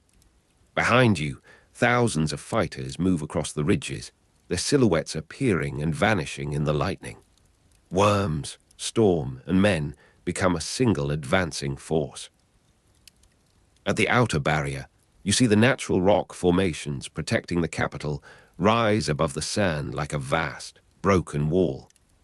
The cliffs have guarded the city for centuries, reinforced by defensive fields and heavy artillery placed within their folds. Paul brings forward atomics, weapons forbidden by the Great Convention except under the narrow interpretation of attacking a shield. The decision carries the danger of annihilation, because every noble house understands what such weapons could do if released without restraint. You feel the ground tremble as the charges are prepared, while the storm throws blue light across the rock faces. Paul uses the atomics against the rock barrier, breaking the shield wall and opening a passage through the capital's defenses. Dust rolls outward in enormous clouds, and the smell of shattered minerals covers the sharper scent of ozone. You pass through the breach behind the first Fedaykin units, moving between fallen stones while the storm continues to break above you.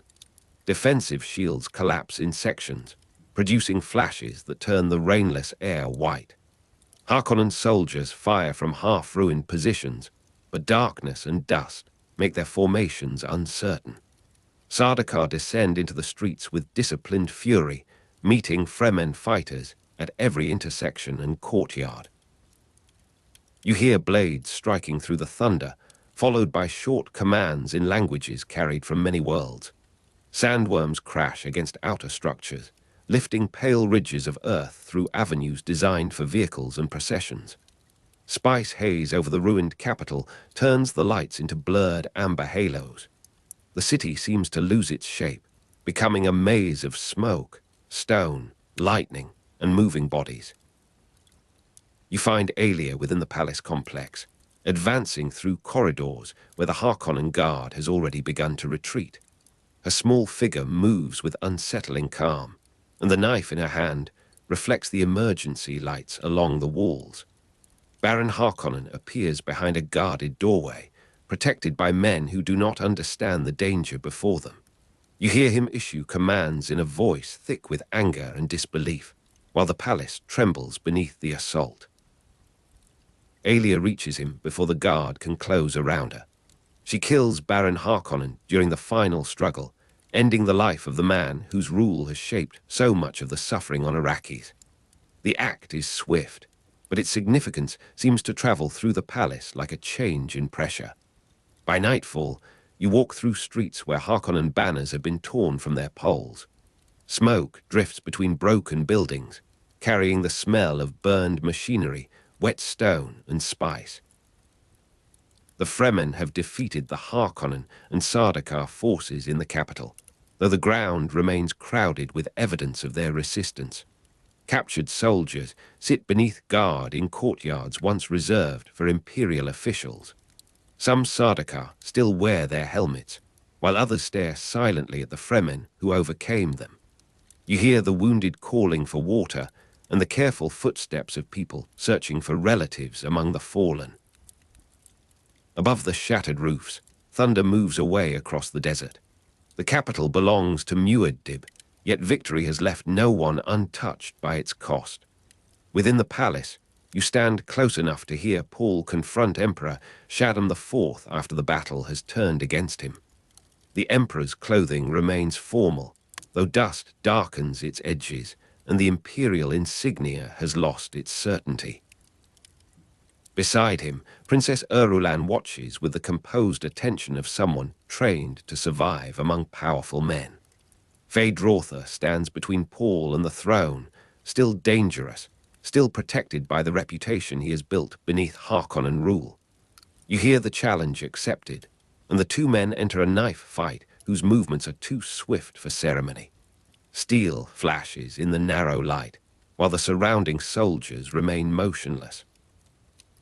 Paul defeats Feyd-Rautha after a struggle marked by feints, wounds, and patient calculation.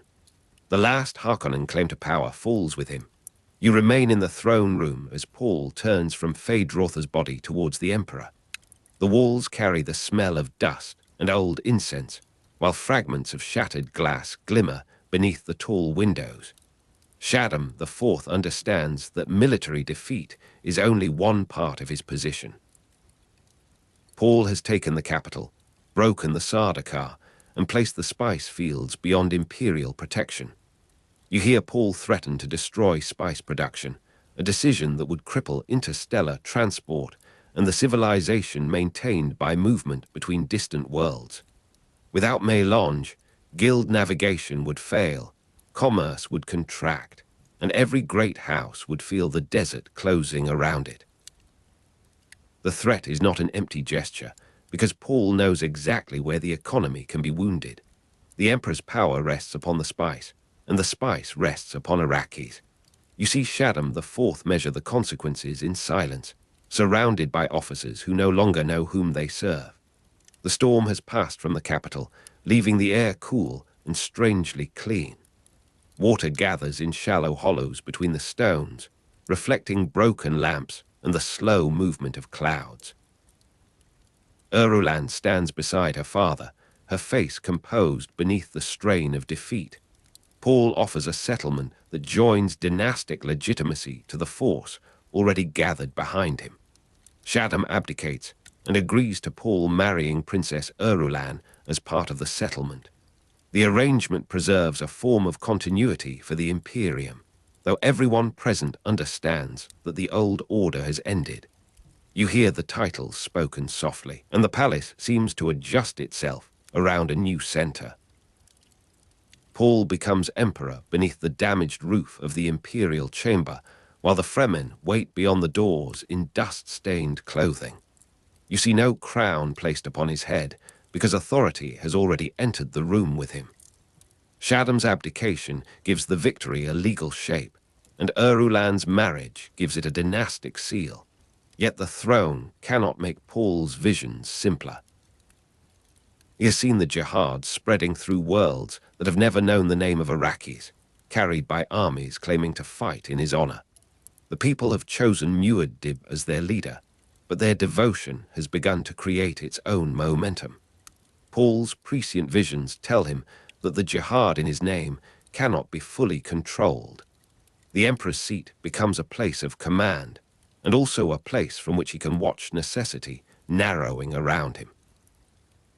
Beyond the palace, you walk through the ruined capital as dawn returns to Arrakis. Spice haze hangs above the streets, softening the outlines of collapsed towers and broken transport lanes. The scent is warm, bitter, and faintly sweet, clinging to moisture gathered during the storm's passing. Beneath the distant sand, worms shift through the outskirts, lifting pale ridges of earth that advance and vanish beneath the grey light. Fedaykin move through darkness beneath the archways, carrying messages between commanders and guards. Their footsteps make little sound upon the dust. You hear the last thunder rolling across the shielded city, diminished now by distance and open air. The battle has ended, but the desert continues its slow movement around the foundations of the new empire. You stand at the palace threshold while Fremen banners rise above the capital, their fabric dark against the brightening sky. Around you, soldiers sort weapons, healers tend the wounded, and messengers prepare to carry news beyond Arrakis. The name Muad'Dib travels outward once more, entering reports, prayers, military orders, and the private speech of people who have never seen the desert. On distant worlds, the word will acquire meanings shaped by fear, hope, doctrine, and conquest. Here, it remains connected to a man who can still feel the weight of one child's death. Paul has won the throne by making the spice economy itself a hostage, but the victory offers no release from the visions that made it possible. You hear the first quiet sounds of administration replacing battle, and beneath them, the beginning of a religious catastrophe. The desert grows pale as the sun approaches the horizon, and you remain among the stones where imperial power has been broken. There is no simple peace in the morning, because the campaign against Harkonnen rule has become the foundation of a far larger war. Paul and the Fremen have defeated the forces sent against them, yet their victories have taught the Imperium to fear the name Muad'Dib. The Sardaukar were captured and defeated, the Emperor was displaced, and the capital was taken beneath storm, worm, and atomics. Alia killed the Baron, Paul defeated Phaedrotha, and Irulan now stands within the settlement that gives him the throne. Still, prophecy has begun choosing for him. You feel the cool air move across your face as Arrakis turns beneath the rising light. carrying the first distant echoes of a jihad no emperor can entirely command.